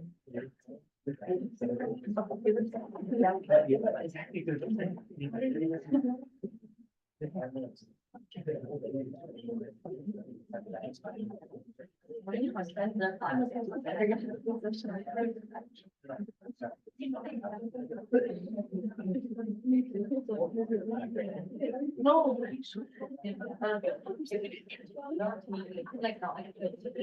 Yeah.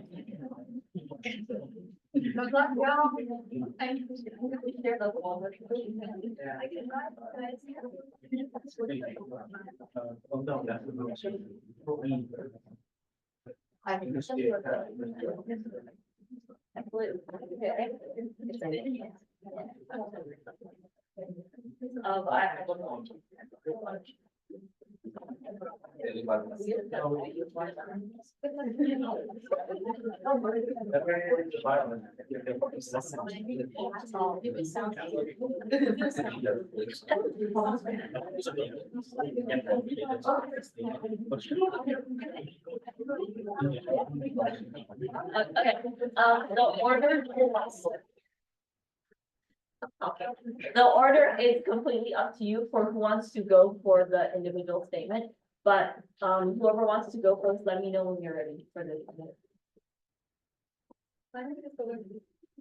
Like this? Yeah. Uh, Also for the Q and A, we'll go in the order. It's whatever you want, or whoever wants to start. Hi, I'm Fatima. So I decided to join the marketing committee as an intern because I personally like art and designing, and I really enjoyed being a part of the committee. It was so well run, even though they were a senator short. And I understand the importance of online marketing with on-campus marketing. And for that same reason, I had suggested the idea to admin and implemented it through marketing and created all the individual flyers for the candidates who are running for elections, because I believe it was important for the students to know of the candidates while the elections are happening also. So, yeah. And with this role, I'll ensure that the online marketing is up to date with the content calendar, which is planned for the upcoming events, reels, and flyers. And also for the off-campus marketing, which would include more student interactions and better word-of-mouth marketing, basically, with interns, announcements in the classroom for the events, and an idea, maybe even the senators, that they could join in for the class announcement and maybe get an hour of field hours for a certain number of announcement for the events. I believe that's a great marketing for on campus. Yep.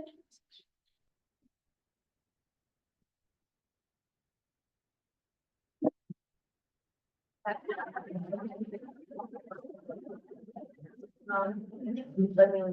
All right. Sure. All right, hello, my name is Javin, and as previously stated, I'm also running for social media officer for the spring quarter. During the Q&A session for general elections, I robotically went over my qualifications, but for those of you who weren't there, I'll go over it again. I was Prospect Sports Media Specialist, Director of Marketing for Public Relations Club, Senior Student Representative, Media Officer for Rock Climbing Club, KSM Official Photographer, KBCSJ Mission Official Photographer, UPS Customer Relations Management Intern, Grace Point Publications and Design Team, BIAN Marketing Intern, Active Minds Marketing Intern, DASG Marketing Committee Intern, and involvement in 2 other clubs on campus. This is not just all my leadership positions, but those in the field and realm of media. And I have a strong desire to take up this social media officer position because I have been involved these past couple of weeks a lot in the DN's student government's TikToks as well as its Instagram reels. Been picking up stuff for also my other clubs such as Active Minds.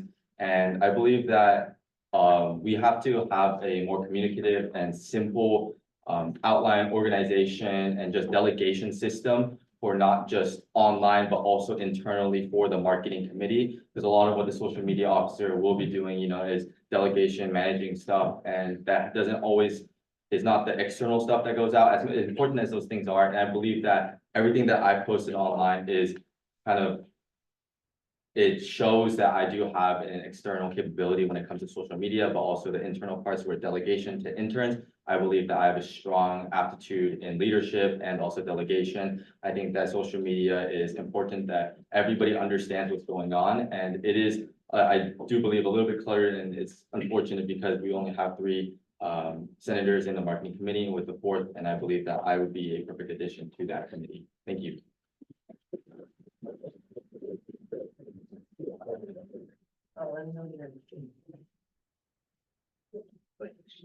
Alright.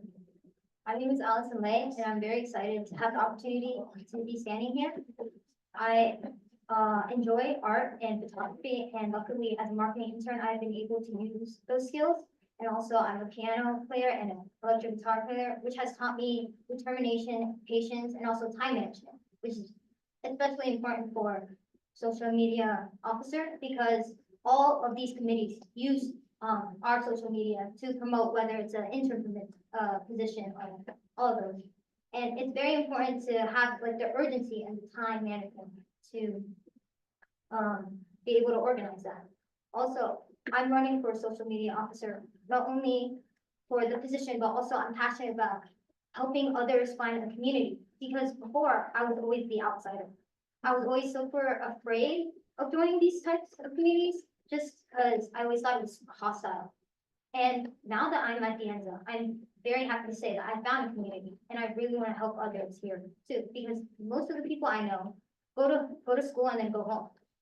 And through social media, through personal outreach, we are able to get those people who want to join but are too afraid to join the student government and be active in DASG's community as a whole, which ultimately could lead to more funding. Also, I want to talk about informing people about the issues regarding DASG's funding, like Measure G, and also key programs regarding transportation to Foothill, because I struggle with transportation and could not go to the Measure G board meeting, but I would like to. Thank you.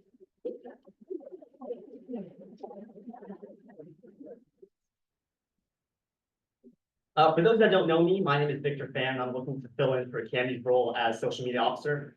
The reason why I want to be social media officer is I believe that this role will give me a more pivotal platform to communicate and manage with other interns and other senators, whether that's communication projects or general outreach. Before I joined DSG, I knew the marketing committee by a different name, which was marketing and communications. Of course, now it's just marketing, the communications is like omitted. But after working as a marketing intern since the fall and becoming a editor for social media content, I felt that the communications part hasn't just been omitted, but often neglected. And one of the things I want to improve on as social media officer is to improve general outreach and having more incentive for interns to use to communicate different programs that aren't known to students. I think that we have a plethora of programs that aren't really known to students just because they aren't advertised enough. And serving as a high school video editor and events assistant for my high school's ASB, where I helped coordinate different school-wide events, I think it's very important that students know about what's going on campus to promote student engagement overall. And currently I'm serving as a marketing intern since the fall, and I'm also the social media editor for social media content, where I ensure accuracy, clarity, and inclusion within DSG's social media. And I recently became a marketing intern for Mentors at DASG, where I helped spotlight some different mentors at the program and create social media posts about the program itself. And I want to be a social media officer because I feel that my experience, coupled with my passion for student involvement and student engagement, can really help me shine in this position. Thank you.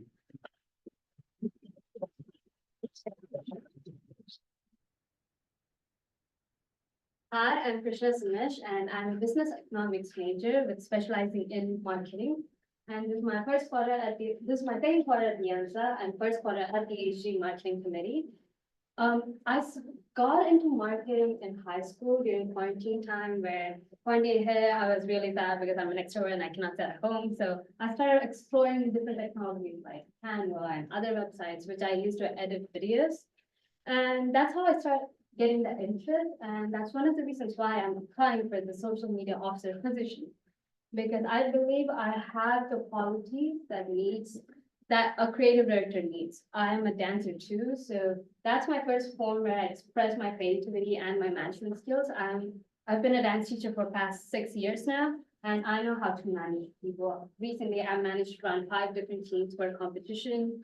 And creativity side, I've created posts and TikTok videos for DASG marketing team, and I've tried my level best to put it out there and make sure that the students at DANSA knows that DASG exists, what the purpose of DASG is, and how they can access DASG if they need anything.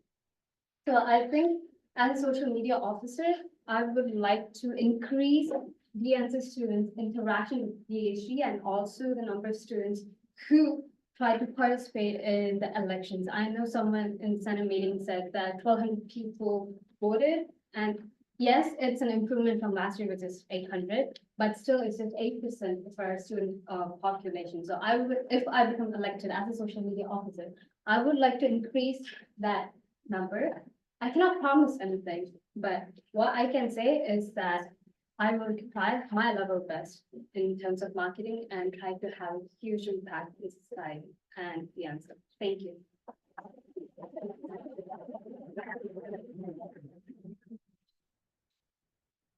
Hi, everyone. My name is Veronica Han, and in today's digital age, effective communication is more crucial than ever. I strongly believe that social media is a strong tool that can connect, promote, engage, and mobilize our community. If elected, I pledge to harness the full potential of these platforms to ensure that every voice is heard, every event is celebrated, and every concern is addressed. What sets me apart is not just my experience with social media, but also my commitment to innovation and creativity. However, I'm a firm believer in the phrase actions speak louder than words. And so a few of my qualifications include being the marketing president for my high school, as well as being brand ambassador and social media managers for a variety of brands and organizations, ranging from academics to even sports. Additionally, I'm not sure if most of you know, but the marketing committee assigns different interns weekly to think of and create 2 TikTok videos for our DSG account. And last week, it was my first time being put in charge. And with experience in Instagram, TikTok, and Discord, I tailored accordingly to the algorithm preferences, which resulted in a significant increase in our views and engagement. Prior to my uploads, the DSG account had 40 followers and averaged around 100 to 200 views per video. And ever since I uploaded my videos, after analyzing the analytics, my content boosted DSG's reach by over 999.99% for video views, reached audience, and profile views. My uploads also increased our account's engagement by over 999.99% for likes, comments, and shares. Based on my experience with the platform, posts don't typically get views by chance. There's a certain strategy that comes along with it, which is why I believe that I will be fitting for this social media position, as shown by what I can do and its results. Thank you.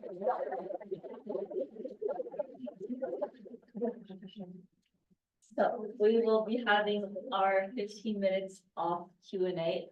You can go in any order, and you can also decline to answer any questions. But who wants to start us off? Dave.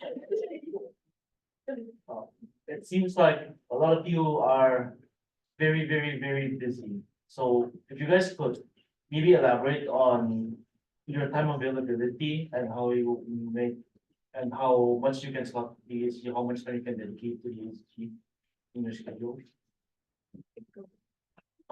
I just finished my busy season, so like I'm completely free. Like I'll devote myself to you guys like 24 hours. I'll be my notification will be on all day. Like, this is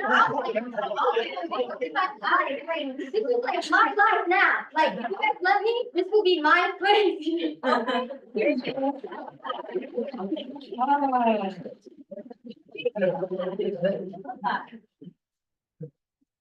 So aside from classes, of course, I'm aware that this is a midterm senator position, so it does have meetings on Wednesdays. There are committee meetings that take place on Thursdays and the field hours that are to be completed by the senator.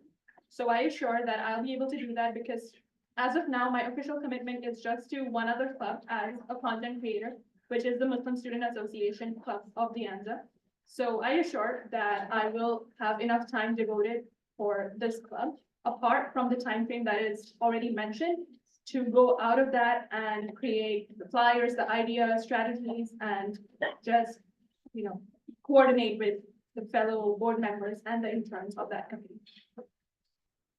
I'd like to go next. I have like proficiency in usage of like Google Calendar reminders. I'm very organized in general, and I am busy. I will admit that even next quarter, but I never miss due dates. I'm always on top of things, even with the marketing committee. I haven't missed a meeting since I've joined. Same thing with the student government, this meeting, the General Senate. I wasn't required to, but I came to almost all meetings for the winter quarter that I was an intern for marketing committee. And overall, I think I have a quite high level of proficiency in balancing just my work-life balance and making sure I can get everything out of that. Yeah, so it's the end of student government's first, so of course I'm gonna prioritize, my homework, my schoolwork. But I would say that for the most part, I think I have a really strong sense of time management when it comes to DSG. As the social media editor for looking over other interns' work, I'm able to not only do my other projects, but as well as like looking at over other interns' projects as well. I've attended all of the meetings since the fall, and I've even attended some Senate meetings, even though I wasn't required to. And I would say that as social media editor, one of the things that I want to try to do is giving some advice to other interns so they can also manage their time better. And one of the ideas I'm looking forward to doing is implementing a feedback deadline, because I know right now the marketing committee only has a hard deadline for some social media posts. So by having that feedback deadline, we can look at what they're trying to accomplish and whether they need help or whether they don't need help. Yeah.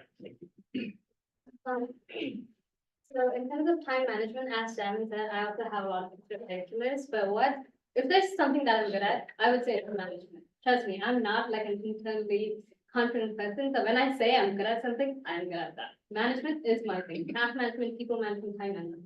And especially time management. I'm one of those people who wants to plan everything. And I usually plan my whole week ahead, like during my weekends. And even if there's some last minute things that I have to do, I usually do it on time. All the meetings, DASG marketing committee, I attended all of them. I completed all of my tasks on time. I was there for most of the meetings this year, and I completed all of the tasks and commitments on time, including my classes. So I would say in terms of time management, I have that handled, and I can do around 6 to 7 hours per week to DASG. This quarter, next quarter. So if I were to be elected, then I would definitely put DSG as one of my top priorities, actually, no, my top priority, because this student government has always meant a lot to me. And I will be honest, I do have a lot of other commitments to handle. However, I've always been a multitasker, and I organize my tasks and my to-do list efficiently. And so like I always do things based on order. And so when I prioritize something, I make sure that I get it done and my work is not rushed. It always will be the highest of quality. And so I can guarantee that my time will not be a big of an issue if I were to be elected. Question. Matthew. Do you have a specific plan about what you're going to do with the accounts and what is it?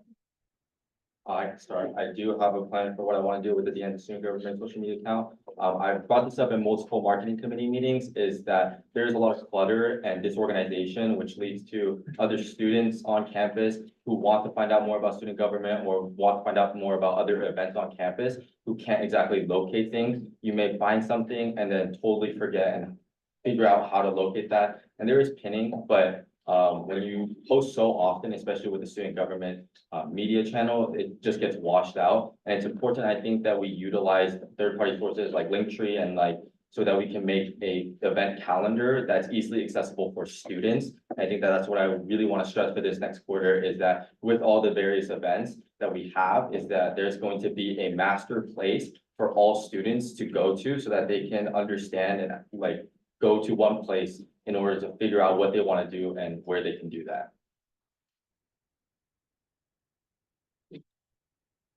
So when it comes to DSG's social media account, I think the most important thing that students should get is clarity and community.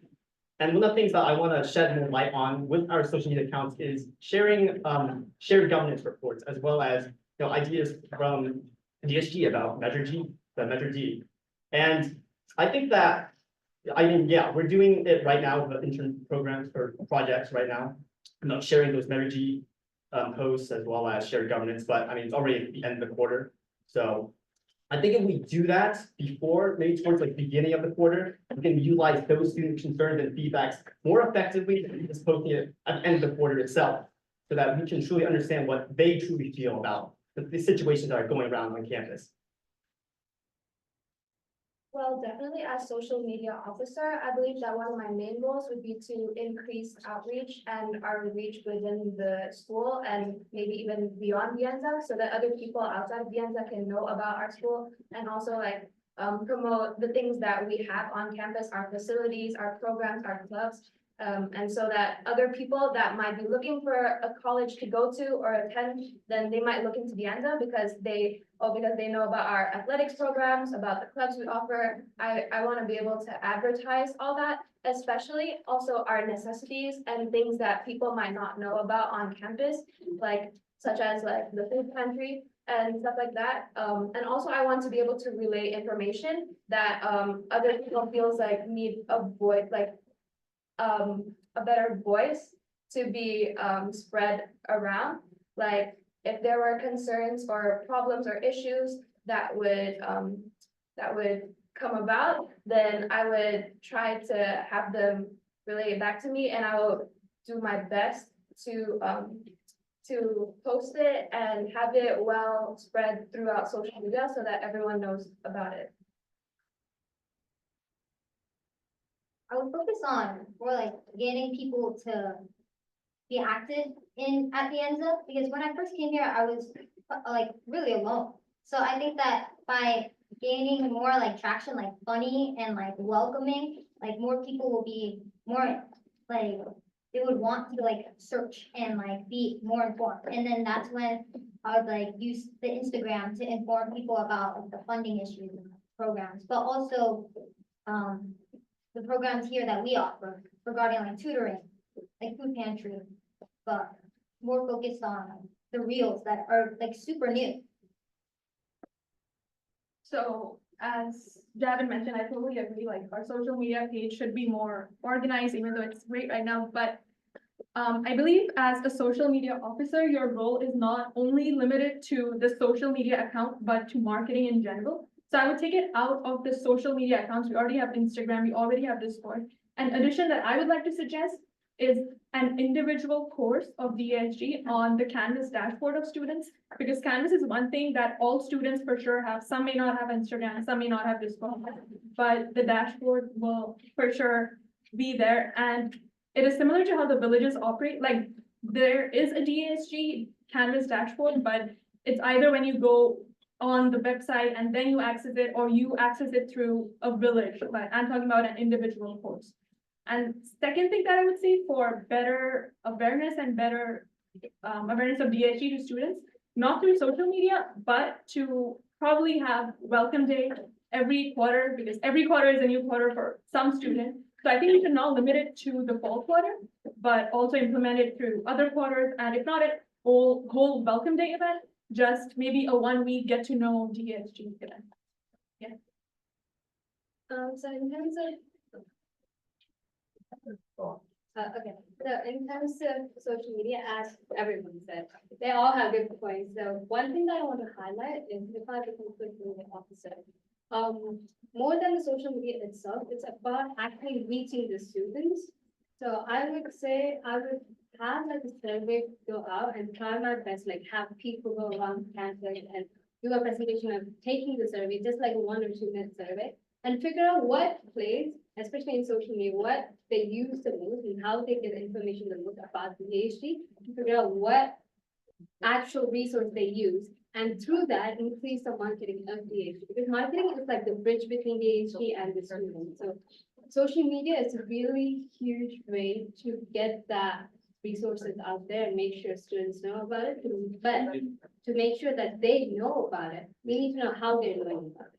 And I would say first, I would send out a survey as to where they actually find resources and what is more convenient for them. And then from there, I would go on. Thank you.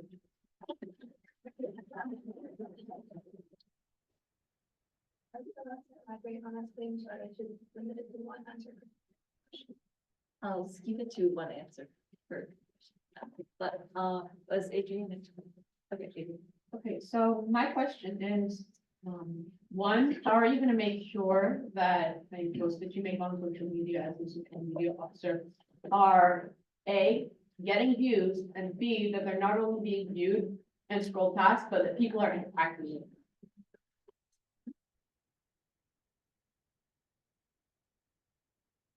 There is a specific algorithm when it comes to reels and posts, but also like, even if we stick like the photo of DHD on a post, no one's going to view it, especially if they're new, because they're a younger audience, like younger, and they want to be like entertained as well as informed. So I think that by like revolving like reels, I think that by making it seem like a normal post and then at the end informing them about the ends of student government or like any committee or any event, that's how we get them to engage and comment. So I personally think that like all our social media posts, as good as they are, as well as they follow our brand kit, there's a lot of words on them. And me personally, when I look through my social media feeds and I see more than 50 words on an Instagram page, I'm not looking at that. Like, I'm not spending the time to look at that. And the most viewed and understood and talked about stuff that we post is our reels. And so when we have engagement of a person, going person to person, like you can say algorithm this, algorithm that, like, but you can't just make everything go viral on your own whim. It just doesn't work like that. That's why you build a connection with your audience. And one way to do that is to keep consistency, whether it be the same person showing up or the same information showing up, conveying to the audience that you know what you're talking about and you want them to understand what you're talking about.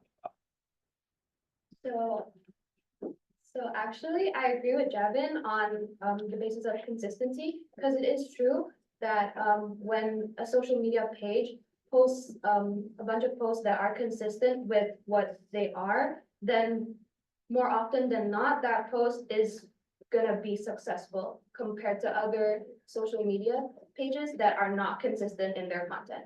And however, regarding the algorithm comment, I kind of disagree with that, because it is through my own personal experience that each social media app that has a posting has an algorithm, which is why I tailored my videos to follow the trend of editing and a certain time limit. Even the time that you post actually matters to contributing to how well your post does.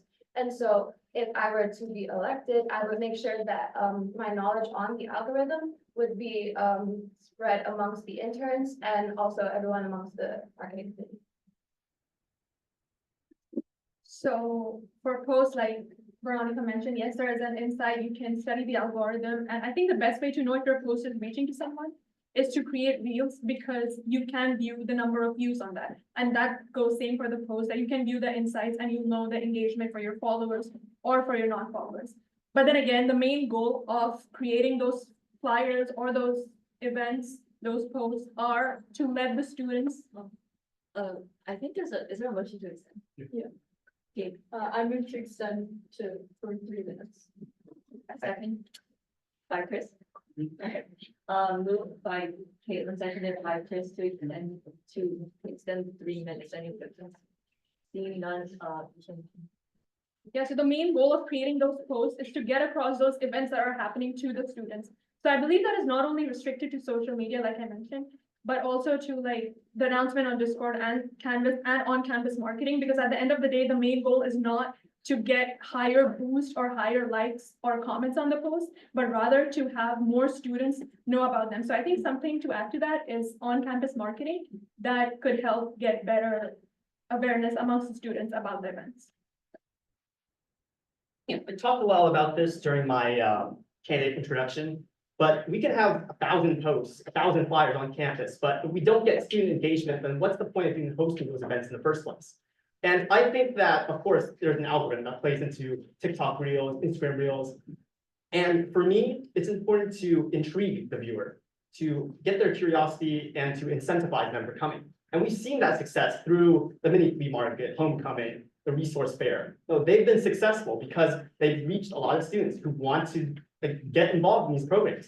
And I think that it's important to not only, of course, simplify those Instagram posts down to reduce text, but to also have something creative that I think that the marketing committee itself needs to focus more on video editing. I know there's a lot of emphasis on Canva, but we also need more reach, whether that's through the videographer position that's coming up to the marketing committee.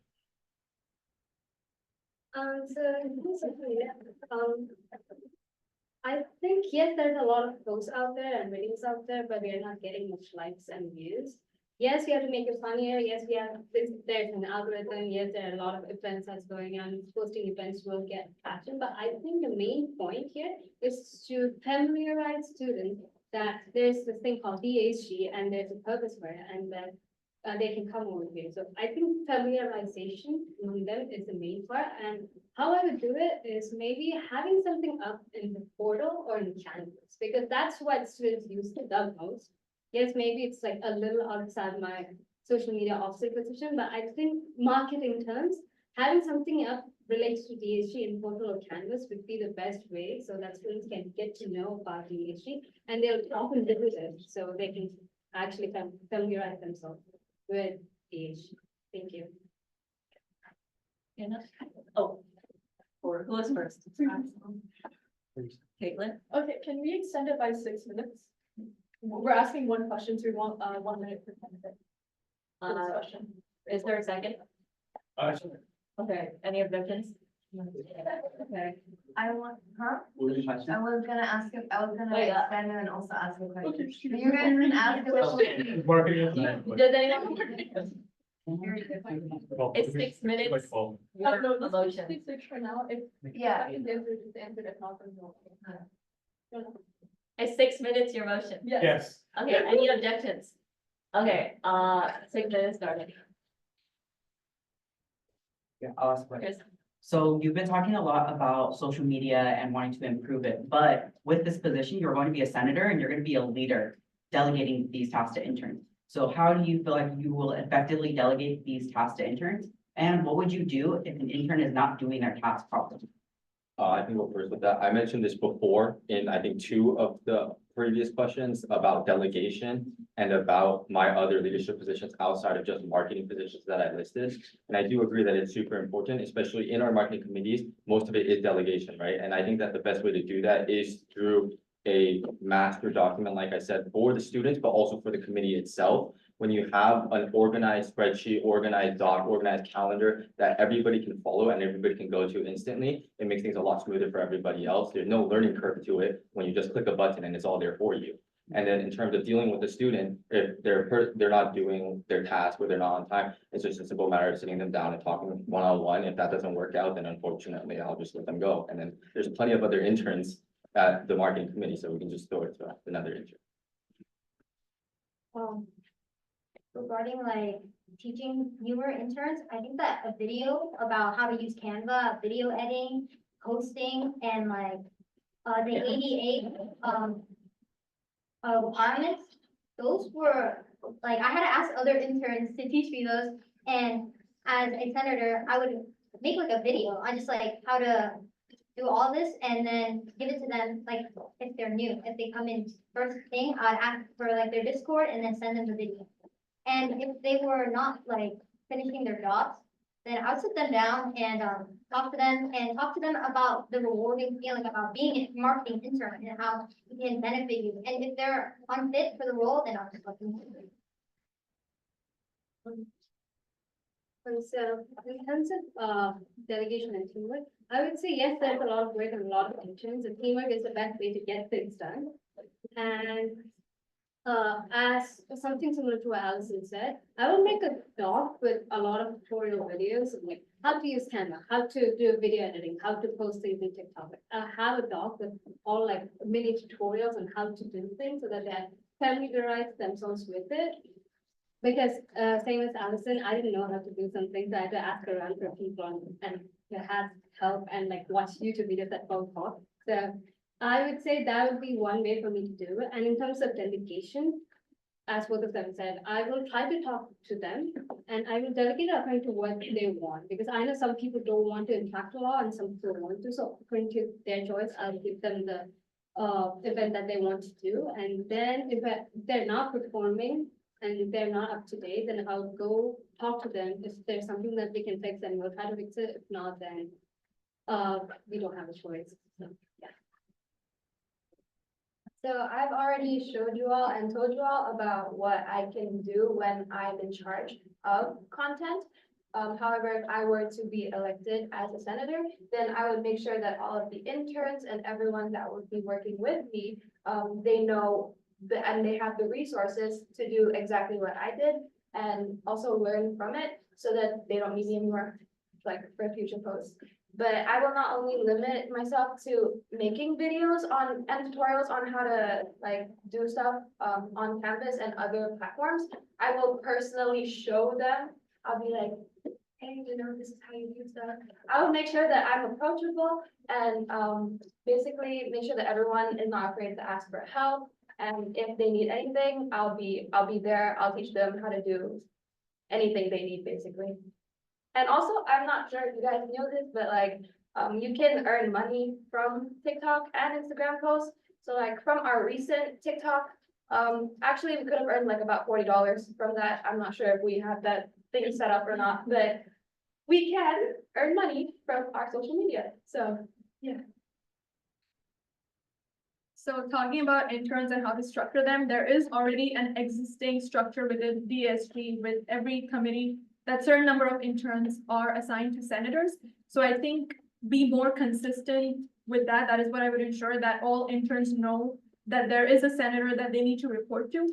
And coming to the part how they would know about the resources and help them with the creation of the flyers, I wouldn't make the videos. There are already existing videos on YouTube, which I think would be much more detailed, as they would be made by professionals or people who are much, much better than me. So I would suggest those videos to them, link those videos to them. And coming to what I would do if the intern is not doing their job. So firstly, of course, there is a committee project that you go through to become an intern. So I would reflect back on that as to how they worked on that flyer. And if they're capable of doing something more, I would definitely encourage. But if I see that they're not interested and they're just doing it for the sake of title and position, then probably let them go. So like the other candidates mentioned about this master document, there is a master document, and that's the DSG brand kit itself. But as working as a social media editor, working with a lot of other interns, I've noticed that not a lot of interns use that document. And I think the main reason why is that this document that encompasses all of social media is only 1 page long, front and back. So one of the things I want to try to do is to You can finish your answer. So one of the things I want to try to do is to expand upon that document, mainly adding like different kinds of page layouts and different graphics that they can use, as well as some tips and tricks for video editing itself. And maybe like through the quarter itself, I can ask like feedback from the interns themselves to expanding the document so that it can be like passed down through like further generations of DSG. But when it comes to managing interns' tasks, I don't think that they're doing this. If they don't get their task done on time, I don't think it's because of laziness. because you can't assume their background or their struggles. And I think the main reason why they're maybe missing out on, or maybe just not having the same kind of quality of social media is because they're not getting enough help. And as a social media officer, I want to get them as much help as I can, whether that's through online resources or through like office hours or in-person meetings. Are there any motions to extend discussion? Or, are we ready for closure? Is that one answer? Yeah, what? Yeah, I mean. Is it a motion? Hannah, do you still have your question? Can I still ask it? We need a Wait, I motion. have, Yeah. What's the can I say one thing? Can I? Just one, Yeah. I'm just going to Yeah, explain go one. I think that we should end discussion right now because a big thing about marketing is that we have to look through their portfolios. So we're gonna also extend this Yeah. meeting time, so just letting you know that like if you do, we'll just have an extra meeting, just like. Okay, no motions. Okay, so you can do your closing statements in any order, so whoever wants to go first, let me know. So, of course, like our platforms are a great place. They're always consistent with posting the flyers of the events way ahead of their time. But one thing that I've noticed is that a lot of the time students are like trying to find out what events are happening through Discord or through Instagram, which is great because there is a resource available. But something that I think we should add, like I've been mentioning consistently, is on-campus marketing. So students don't feel that they are the only ones reaching out to DASG, but also DASG is reaching out to students, and yeah, we do care about their input.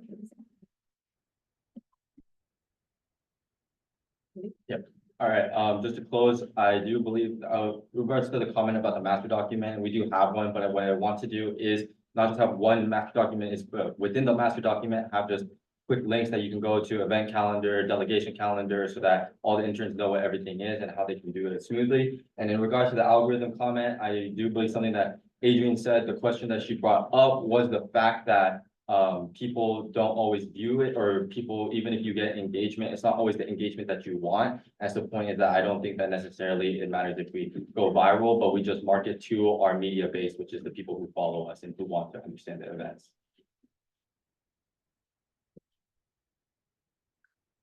I just want to reiterate that I'm very enthusiastic to be here, and I still have many ideas and like programs for marketing and other DNS programs. And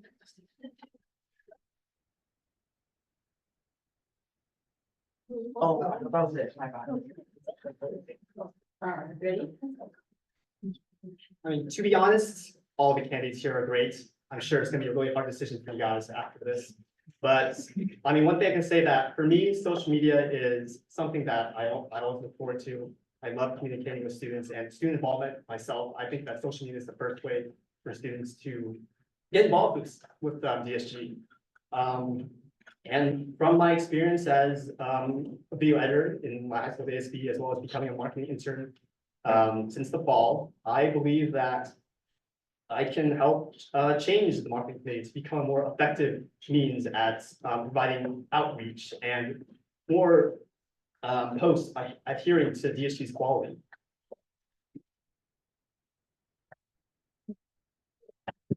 So that's a closing statement. Honestly, all I want to ask for is just to trust me and my brain.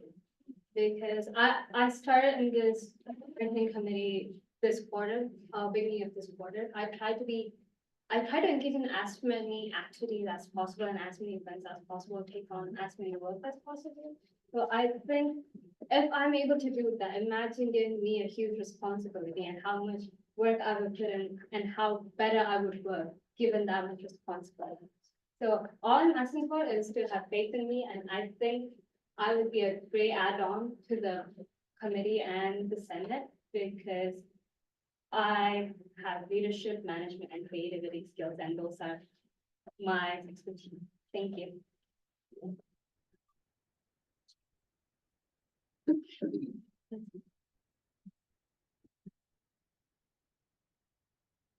So basically, this session, I feel is too short for me to show you all what I can do, and especially everything that I have done for for myself to be qualified for this position.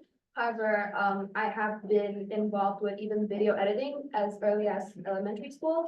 And also in regards of leadership programs, leadership positions, I'm not a stranger to that too. I've also been high school sports captain and marketing president and so I know how to manage people, I know how to work with people, and I know how to lead people. And I hope that if I were to be elected, that I would definitely be able to guide and give the proper guidance to all of the interns and make sure that they have all the resources they need and everything that is required and all the resources for our marketing committee to be able to produce more posts that promote diversity and inclusivity and everything positive about this school.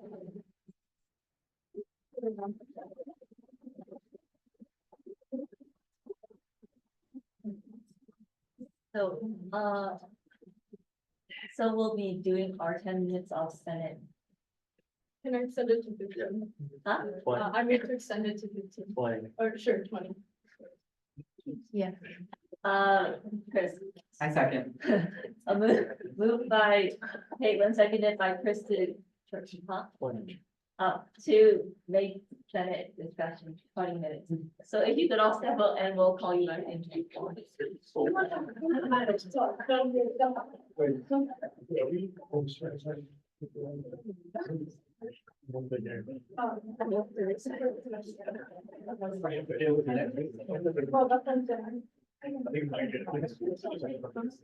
Bro, I'm in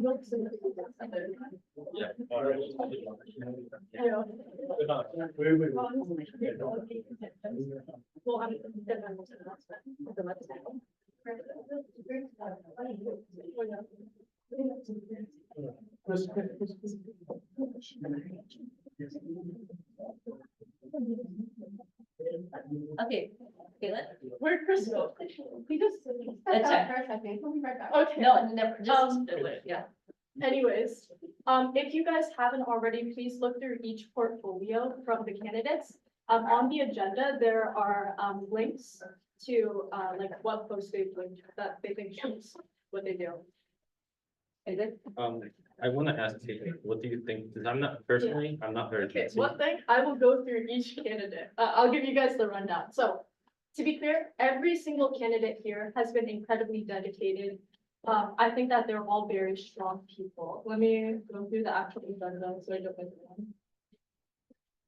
I'm gonna highlight like the roles that each of them play.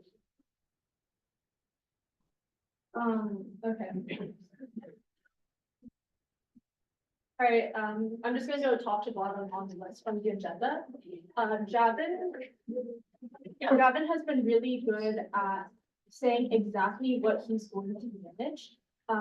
He did incredibly well on Reels as well. His video editing is very strong, and obviously from all the things he said, he's had a lot of experience.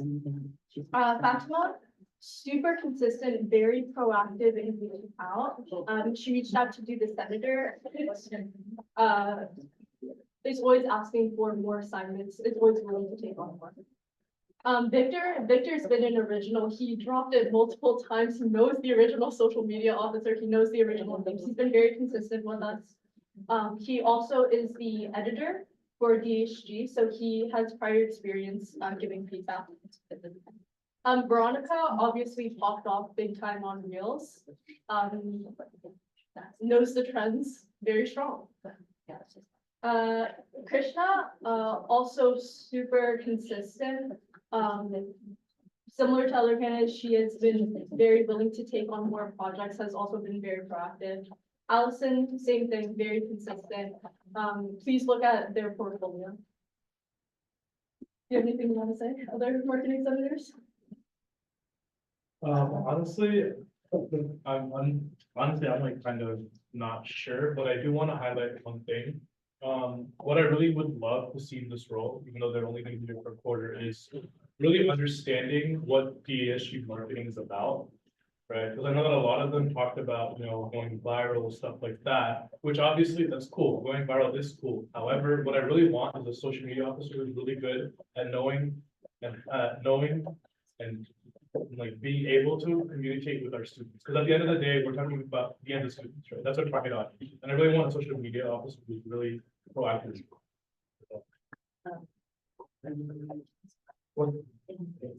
I guess, wait, can I say something really quick? I don't have anything like about each, like an intern or a candidate. I can't really say anything about them, because I think that they are all good options. Something I want to stress about is that each senator here really make your vote, like, really think about it. Because even if you're not part of marketing, this position is so important. It's how we get our interns. It's how we interact with the student population. So I can't stress it enough that each senator here really think about what you want to see from our social media and how you want to see our outreach going forward. Can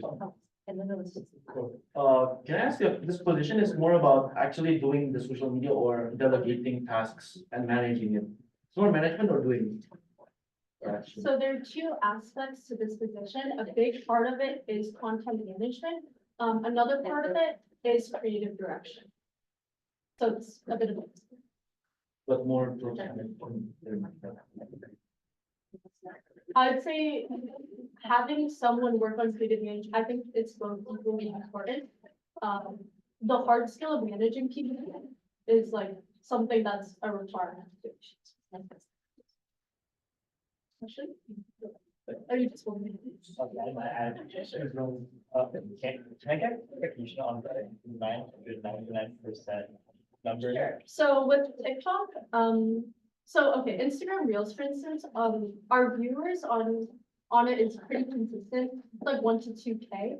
TikTok is abnormal, as you guys know, like sometimes the algorithm will really like one specific reel, and then TikTok, you just have more ability to pop off. That's it. So you just kind of repost and you get like these. What's the most viewed? It's the one Veronica made, and it has 40,000 views. Yeah. There's also Javi. Yeah, there also Javi. Javi, Victor, and Veronica who worked on that. Veronica was the one in charge. I think she did the editing. I think I'm not sure. Who are the three of you guys? Which one out of them that the three of you guys are most comfortable with? Or voting. Does anyone else have any like there's any good ones? I don't even know. I will make it, like, they're all really good. So just want to make that clear. I think that things that I want to really focus on with social media, I think all of them are great when it comes to social media and improving it. The thing about social media officer is that they really do need to be reliable, because marketing it's probably the most consistent committee. We are constantly doing work, whether DASG is meeting or not. Like during break, we already need to start delegating time over break. So we just need to make sure that the social media officer is reliable and that they're constantly doing work and they're not holding us back. Which one do you think is most consistent then? I would say maybe, If we're doing by track record, I would say Victor is the most. It's just because It's been here the longest, but I just wanna, so I'll say one, I just wanna say one thing, that doesn't indicate whether like that other candidates are not consistent, because I don't wanna penalize anyone else for not being in running or contention because they didn't join the issue soon. Okay, one thing, I just found out one of the candidates, according to bylaws, is not eligible to be a senator. It's Veronica because she attended, in the bylaws it states you have to attend, at least, you have to attend 3 Senate meetings in a 4-week period, and in a 4-meeting period, and, the first meeting Veronica attended is January 24th. Veronica didn't attend the 31st, and that would be the first meeting to qualify to be a senator, to run as a senator. Is this not your group? This is the third, but the first meeting is outside of the full meeting period. That's unfortunate. are we counting budget deliberation? No. So this is prior to budget. We're not counting budget. So she attended 31, but did not attend. No, she attended He attended 24, he did not. attended 24, but not 31. And then the next one was. March 6th. March 6th. She did not attend 28 as well, and then not attend today. My question is though, are we counting those budget deliberation meetings No, in those consecutive? No. Okay, So without the budget deliberation meetings, her first meeting was 5 meetings ago. And she didn't attend any since then, without counting budget deliberations until last week. So according to the bylaws, you have to be consistent for each 3 meetings within a 4 meeting period, and we're not counting deliberations. Reggie. Okay, I just wanted to ask, just to clarify, did the social, so before she attended her first meeting, right, was the social media officer position open? Yeah, because everyone, wait, That's. yes, because it was open since years forever. Okay, I guess moving on to just who wants to? Eddie. You kept mentioning the macro and they, in one way or another, had some negative to talk about that. You agree with, I think more specifically, they mentioned that it wasn't a communicator, people weren't using it that much. So, do you agree? Yeah, I just want to acknowledge my share, sorry. Yeah, so we do have several master docs. I think the issue is, we do need more management in terms of the interns. The thing is, like, when we have consistent intern flow, like we'll mention at the beginning or at the end of the meeting, like make sure to check our marketing resources channel to find like brand kit, to find all the other things we talk about. So I don't understand why it would be hard for them to like find it. And I do think that we need more initiative on that front. Is that? Yeah, I have a question. So I understand that all of the candidates are really good, but even amongst like good candidates, usually like for example, when it comes to like finance interns, right? I have a lot of like good interns, but then occasionally once in a while, there's like an intern that really stands out in terms of initiative. Yes. Is there 1 or 2 or 3 that you would say that really stand out to you that way? Yeah, to be clear, I think like, okay, we have a really big pool of interns. The interns that went up today, they are all on like the upper bit of interns, very consistent people. Do you guys have any specific ones you would like to point out? Okay, I can just say, in terms of initiative, to be honest with you, like, I would say, like she said, like, they're like a precipice of our interns, but I will say, I'll highlight 2 of them. Okay, number 1, I think. Okay. I don't want, okay. I think honestly, like, based on like, my right, I think Allison is not as higher or as close to the other interns in terms of like initiative or consistency. I know that she's really good. She like helped with like our drinks and stuff, but I feel like that the other interns are a bit better. yeah, I guess just having to pick a couple. I think the ones who have definitely taken the most initiative and who are constantly the most reliable, especially when I message them about something that's happening on our social media or having to maybe do something with like a post. I would say top 2 would probably be Victor and Javin. At least from just me personally, when I've interacted with each of these candidates, those 2 are the fastest with replying, and those 2 are always the most reliable when it comes to fixing something, social media wise or TikTok. Caitlin? Yeah, I think it's nice to see like who's also taking like extra initiative. Like Javin, Victor, Veronica, who's unfortunately ineligible, are running for marketing chair. And one thing I will say is that I think Victor really consistent. I think Javin has really good creative direction from his portfolio.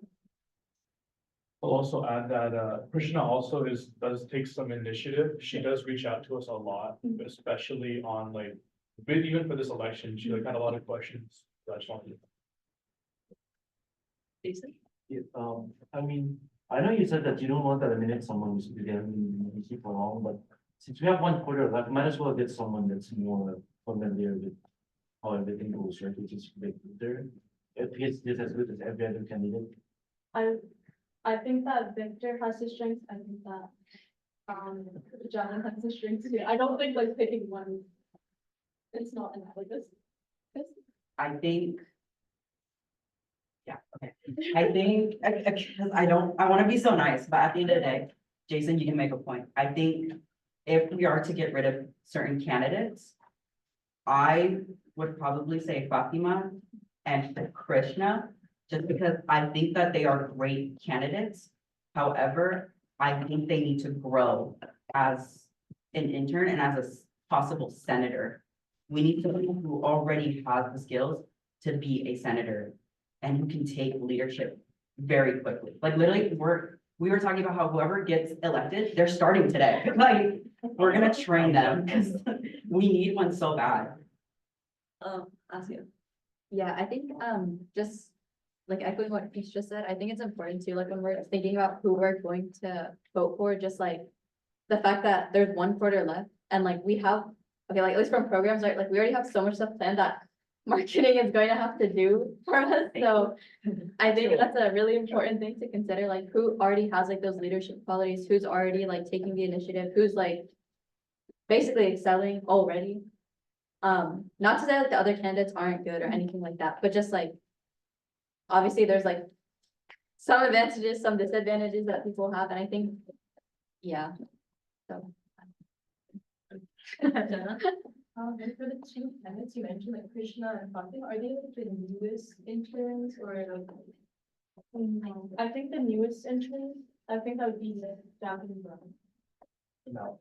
And, no, I would say Javin and Veronica, but it's not by very far though. I would say maybe like a 1 to 2 week difference between like Allison and Fatima. I just want to stress another point. I know this is gonna kind of like override what we just talked about, but I do want to point out the creative direction aspect of this role as well. I think, yeah, obvious experience is great, but to be honest with you, social media officer, like it honestly takes maybe 2-3 days at the most to get like familiar with.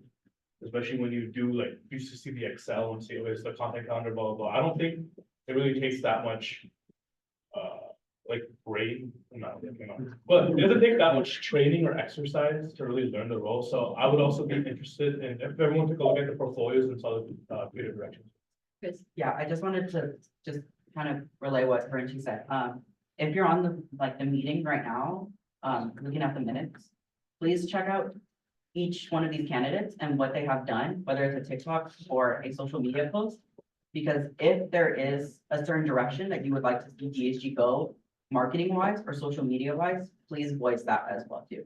That's very important. I have a question like actually about creative independence, like comparing them, because Javin and Victor and like Krishna, like they stood out more to me as far as like seeming really organized and also like people focused, and then also leadership, like they seem like they had a lot of leadership qualities. So like comparing them, I was wondering like what you guys think as far as like their leadership skills. I know Christian's like newer, I guess, I'm not really sure, but like kind of comparing for the others. I think honestly, as a member of the marketing committee, I can like honestly, I think that Javin has the most leadership qualities out of the 3. But yeah, that's just the answer. Megan? I just wanted to add my thoughts on Javin, who just onboarded him as an intern for active time. And like I assigned him a reel, he filmed it and edited it in 1 day. And so, yeah, I just think he's really responsible.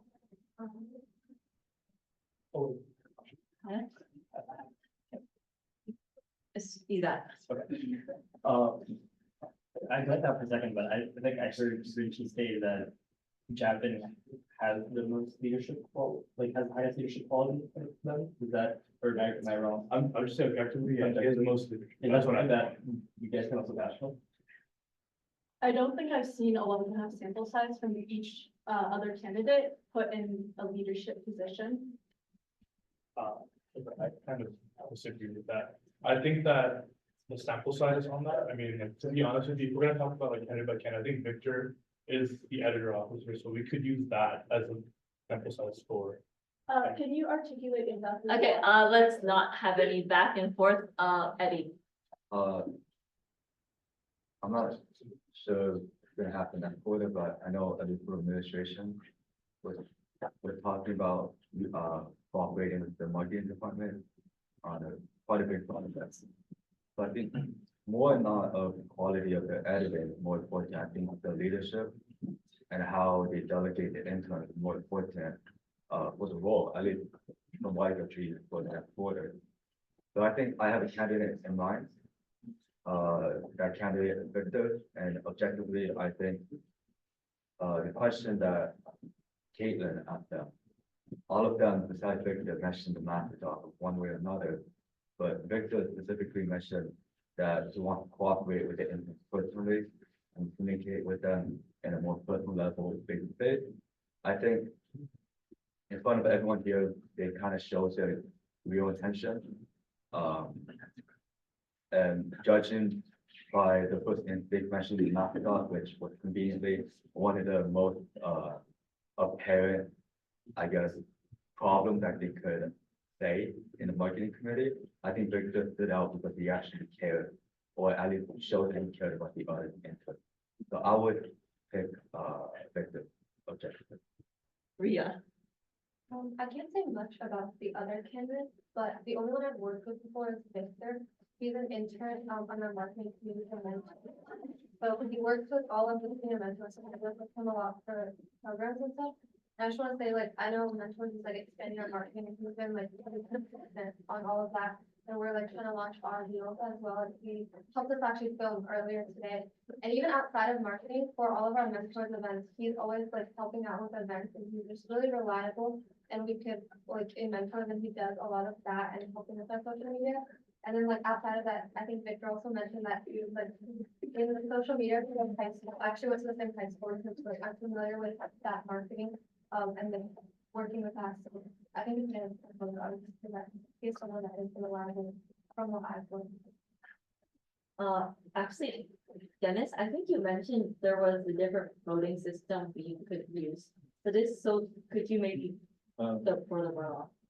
No, not a different system. You would just need, like, okay, so, in order to get elected, they need a majority vote. So, you know, if plus, over 50%. If no one gets a majority vote, then we take the candidate who's got the lowest, remove them to another vote for the remaining candidates. We keep doing that until we get a candidate in the majority, if any. And this is only until there's two candidates. Yeah, I mean, and if by the time you get to two candidates, none of them get more than 50%, then the position will be open. We need a motion to extend this session. Chris, I'd like to make a motion to extend by 5 minutes. second. Reggie. I second. Okay, any objections? Moved by Chris, seconded by Reggie to extend to 5 minutes. Okay, can I just, okay, so I guess we're eliminating, so I guess Veronica ineligible, so is that Fatima, probably not, Allison and Krishna, so honestly, I think I'm hearing most voices leaning towards Javin or Victor, correct? So I just wanted to consensus on that. Does anyone have anything they want, do they want to vouch for anyone else? Aaron? Yeah, I think we're wasting time. We should just pick Javin and just get done with it. Wait, I'm not done yet. Like, Megan gave enough data on like the turnaround time for the post or something. We don't have enough data to see what Victor's turnaround time is, because it wasn't that fast. I think the video is not much data to like see how fast he is at producing something. Javin produces much faster. Pretty good stuff. Did Victor have any samples on his thing? Yes, a lot. Yes, well, so, but like, I feel like, also his bicep size is pretty big.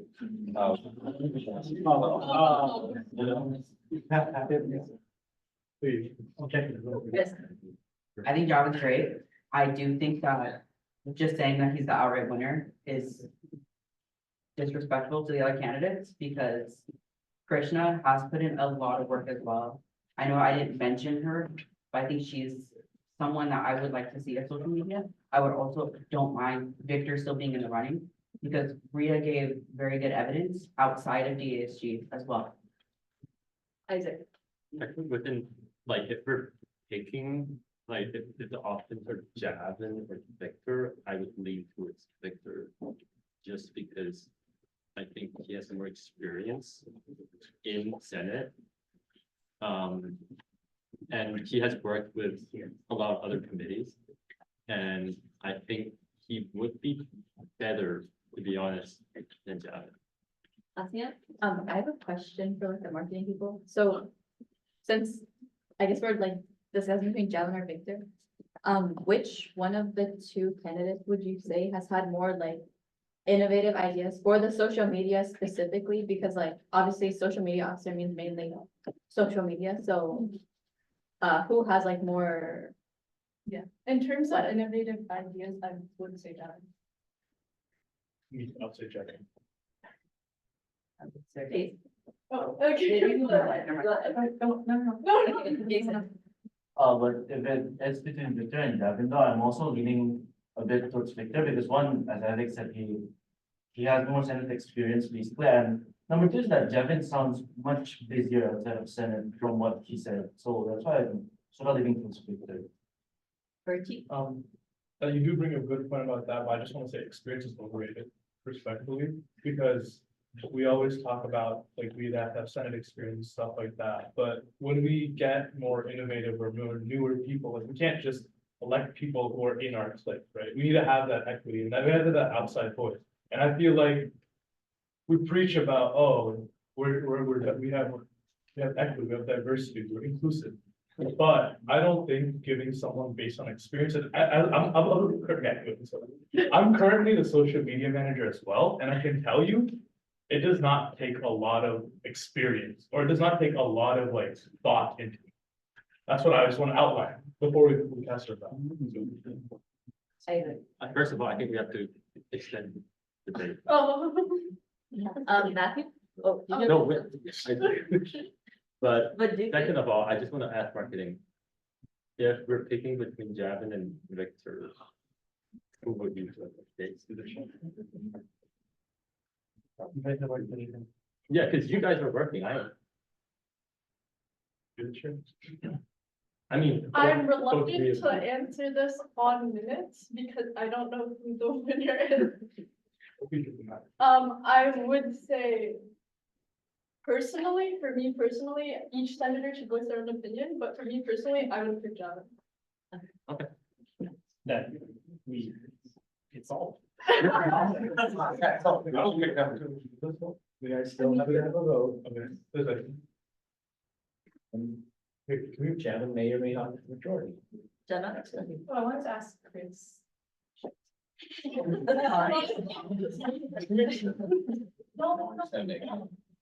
What's your question? Javin or Victor?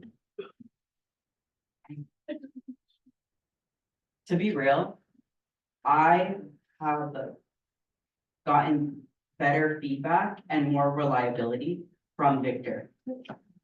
Is there any, I think they're both. is there any motion to extend debate or are we ready to vote? Will we ever be ready? Isaac, 5 minutes. is there a second? Deny. Wait, is there a second? No. Eddie, moved by Isaac, seconded by Eddie for 5 minutes. Are there any objections? I object with objection. I also. We have to vote. So what, yeah, what's the motion? 5 minutes for discussion. Okay, stand 5 minutes.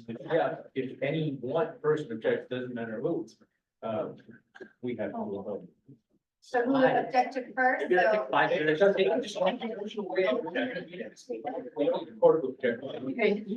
Somebody objected, so we have.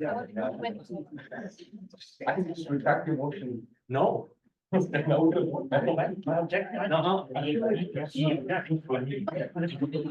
I want to see if it's fine, okay. I think we still have the break. We are the. I just want to leave. So I think, but okay, I'm just saying, this job. That's like. I'm asking, Oh. You're the What's your? He is. That is my. This was your introduction.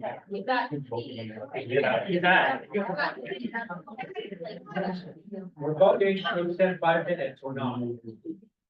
Exactly. Oh, yes.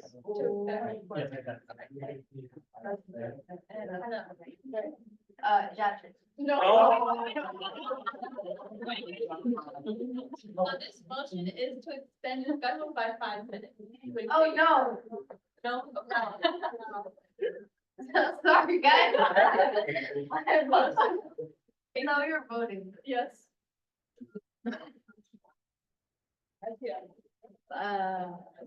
Yes. Javier? No. Ariana? No. Ian? No. Ted? Yes. Megan? Benjamin? Yeah. Bridge? Yes. Beyonce? Not here. Christopher Blue? Yes.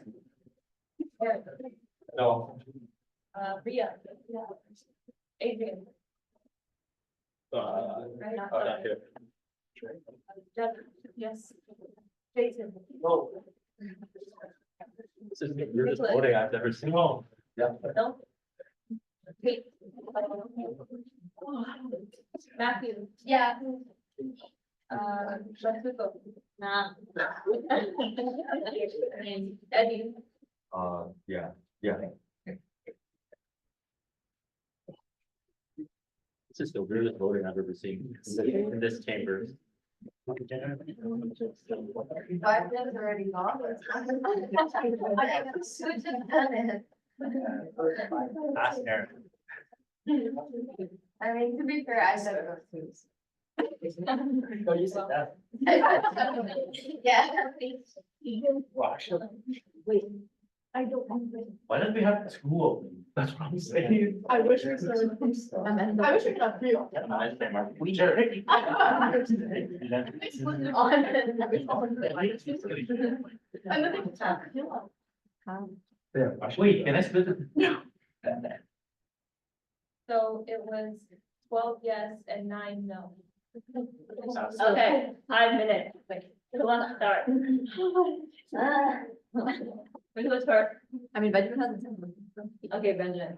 I moved to amend to just 2 minutes. No. No. It already.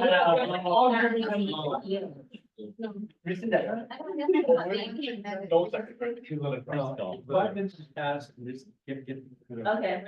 Asia. Okay, wait, I have a question for marketing, because obviously we talked about like the marketing skills and they're both very qualified. So I think we should just, or I mean, at least for me, like I want to consider also like the senator position. So who would you say has kind of like shown more delegation ability, leadership quality, like, or if there was like an issue for students, they'd be able to like help it with it, like that aspect of the issue, who would you say is more? Has, I don't know. Okay, one thing, Victor has been here longer. He does show more delegation ability on that sense. Or not delegation, but like feedback, because he doesn't really delegate as an editor officer. Though the reason why I was leaning towards Javin earlier though was he just joined, but his ability to pick up based on prior experience is strong. Answer the question. Eddie? I think that there's more. Eddie. Well, I think. Well, for me, I'm still going for Victor, but I think that was just because I want someone that is more communicative. I don't really care about the past experience or how was it gonna edit. I think the problem that we had for the past 20 minutes, we were looking at the marketing committee for their question, for their input, when we should really be asking ourselves what we want for the social media officer. But for me, I want someone who's more communicative, I'll ask you a question, out of the, all the candidates, who do you think is more communicative to the intern and Victor? Chris. I would say like, if I'm looking at this position and who is going to be most helpful to the interns and most willing to offer the best feedback, my vote would be Victor on that sense. Because he has shown me that he is better when it comes to those qualities of a social media officer. Richie. I actually disagree. I think that Victor had the role of an editor officer, so he was given that ability to give feedback. So I don't think it's fair to base that on that criteria, especially since Javin does not have that, he doesn't have that editor role, so I don't think it's fair to, like apples and oranges. Oh, yeah, so I think for this position, yeah, there is the social media side of things, but again, at the end of the day, a senator position is a leadership position. And I think that is something that we have to consider like pretty highly.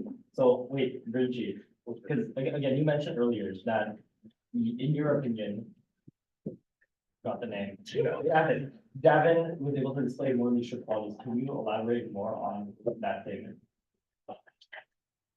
Okay, just give me a second, I'll elaborate, it was just, yeah, just give me a second, all right, I'll just. Who's next? Jason. I just want to restate the point that it seems like Javin has a lot of responsibility outside of DASG. So like, when it comes down to it, if things will go to like really emergency, I think Victor should be more available, and then. Dema. Like, just quickly to respond to that, like, I don't know if that's necessarily fair, because Javin already has been an intern and has been like committing time. So I don't think you can really say he won't make time or he won't be able to fulfill the duties. But also, I think that Victor's answers were more broad. Like, he talked more about working on the programs, collaborating with people, and it was more people centered. Whereas Javin, like, reiterated a lot that he wanted to simplify the Instagram, like the social media. It was more focused on like the content, like the visual aspect. I like that Victor is like, he knows how to make posts, but also he focused a lot on like working with people. And he just seemed like he was more centered, where he wanted to focus more on that aspect and like programs, spotlighting programs on campus. So I felt like he was stronger. Aaron. Yeah, I think Javin's like more specific, and also we shouldn't be measuring whether it's like, whether we're picking based on like, oh, is he gonna be a good senator, because it doesn't take a lot to be a good senator. Like the normal senator, you don't need a lot, just like that training that Rich suggested, we shouldn't be picking based on that, but like his skill for the role specifically. Chris. I just want to like, comment on or respond to Jana when it comes to, sorry for that one, but when it comes to outreach and communicating between different committees, that's PR's job. Social media's job is more just social media in general, but in terms of promotion and outreach, that is my response. Okay, right on time. Are there any motions? I guess we will. Too bad. Yeah. Okay, no motions, we're gonna vote, here's the form.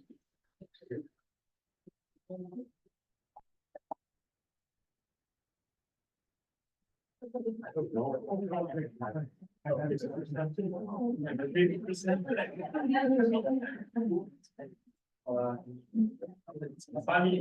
is gonna be. It's like that means.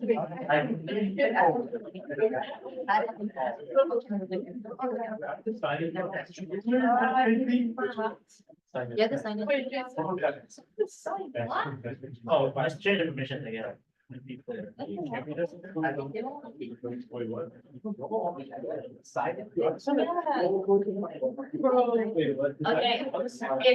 if you don't want to sign it, I can also put a new store. Yeah, please.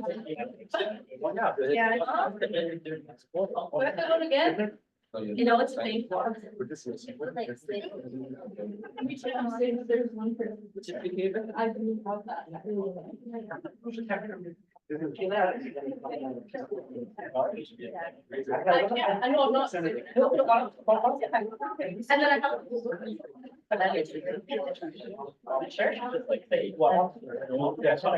I mean, wait, they got internal. I can, I do, with like. The trial. Okay, this is the same form, but you don't have to sign it. Oh, thanks. Okay. I get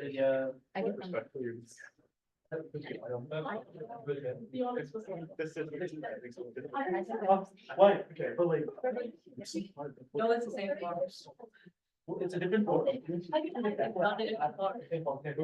So. No, it's more. No. As long as you did it, you're fine. That was a lot. It was a lot. Bro, what? It wasn't based on work, it was based on noise.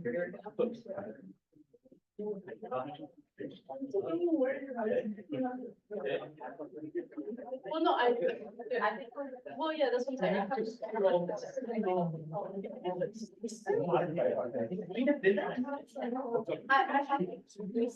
I am.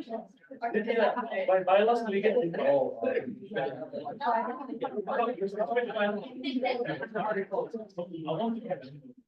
Okay, and everyone could go back to your seat.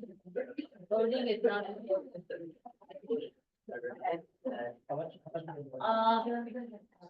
If you have, has anyone not submitted their vote yet? No?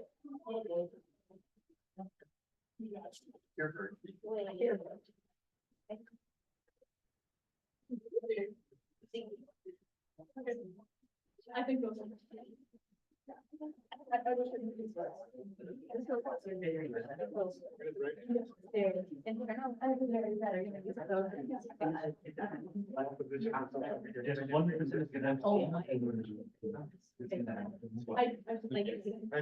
I wish. We didn't know. You didn't say. Oh.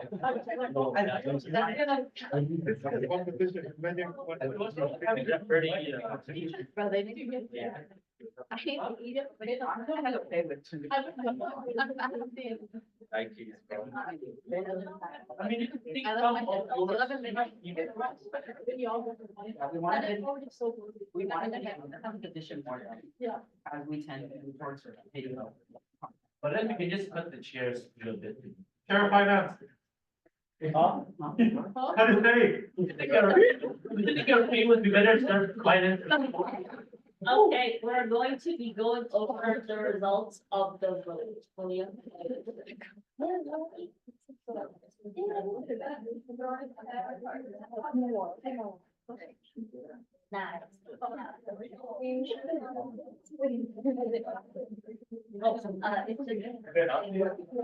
I don't know why.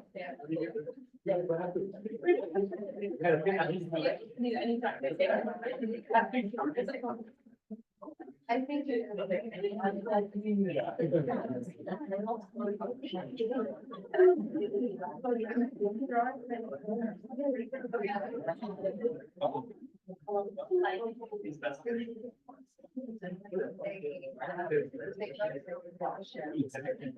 Which one?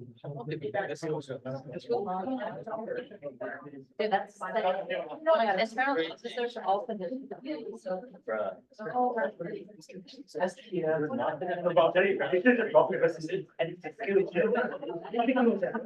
Yeah. Stop talking, okay.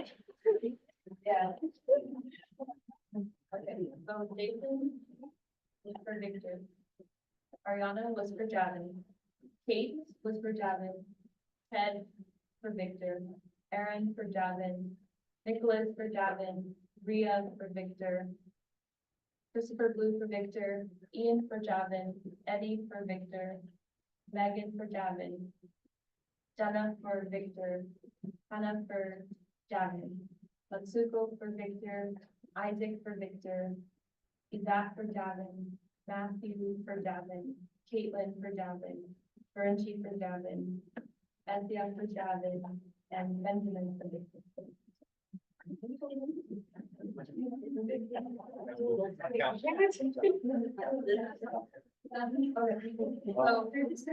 the total vote, close out. Hey, guys, the total count, hold on. Okay, so for Javin, Who, he got 12 votes. And for Victor Pham, he received 9 votes. And the rest of the candidates did not receive any votes. So Davin has been elected. Congratulations.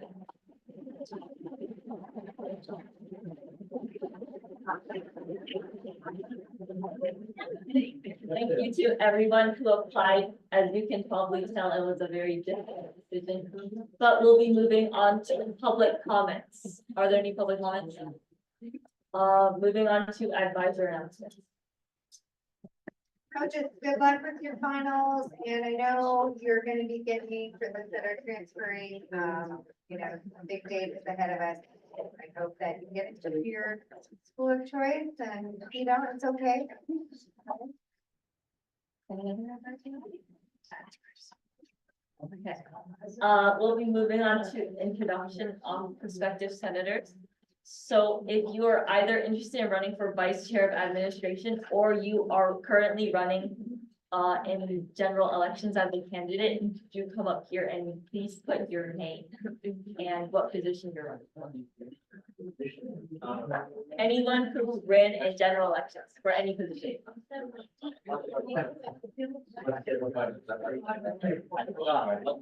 It is not.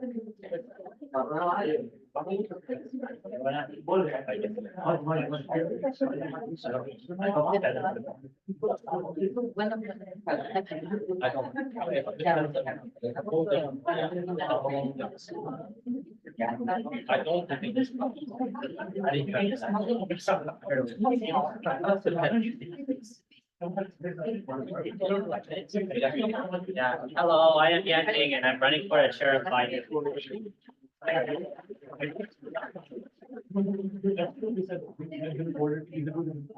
Hi, I'm Mala Sharma and I'm running for chair of SRE.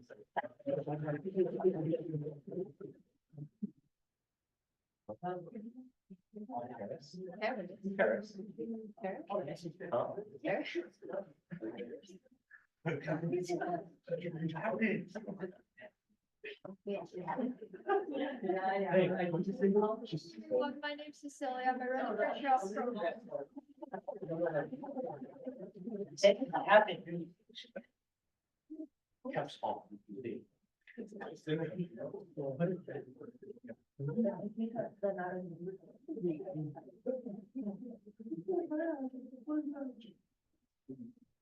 Is it your son? Hi, I'm Shlok. I'm a second quarter and I'm running for vice chair of admin.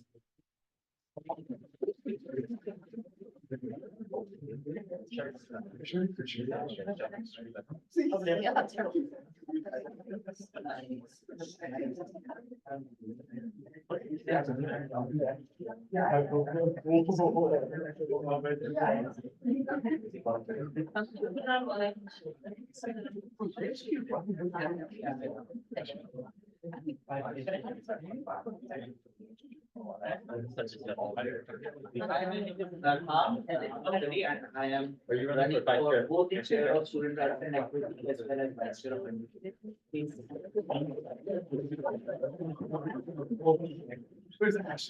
Hi everyone, my name is Paris Amojo and I'm running for vice chair of administration.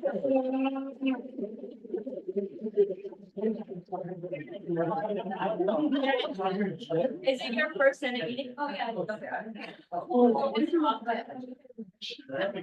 Wait a second. Excuse me, sir, I'm a private matter.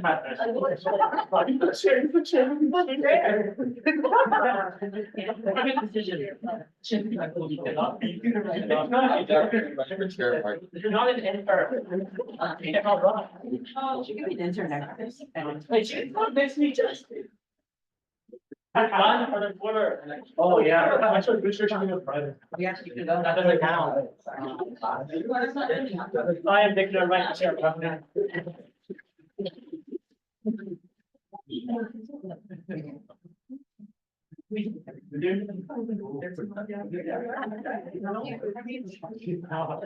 Art, this is here from ITC. Please take break. I'm Veronica Han, I'm running for chair of finance. Are there any other, people who are running in general elections or running for vice? Seeing none, I adjourn this meeting at 7:10 p.m. Thank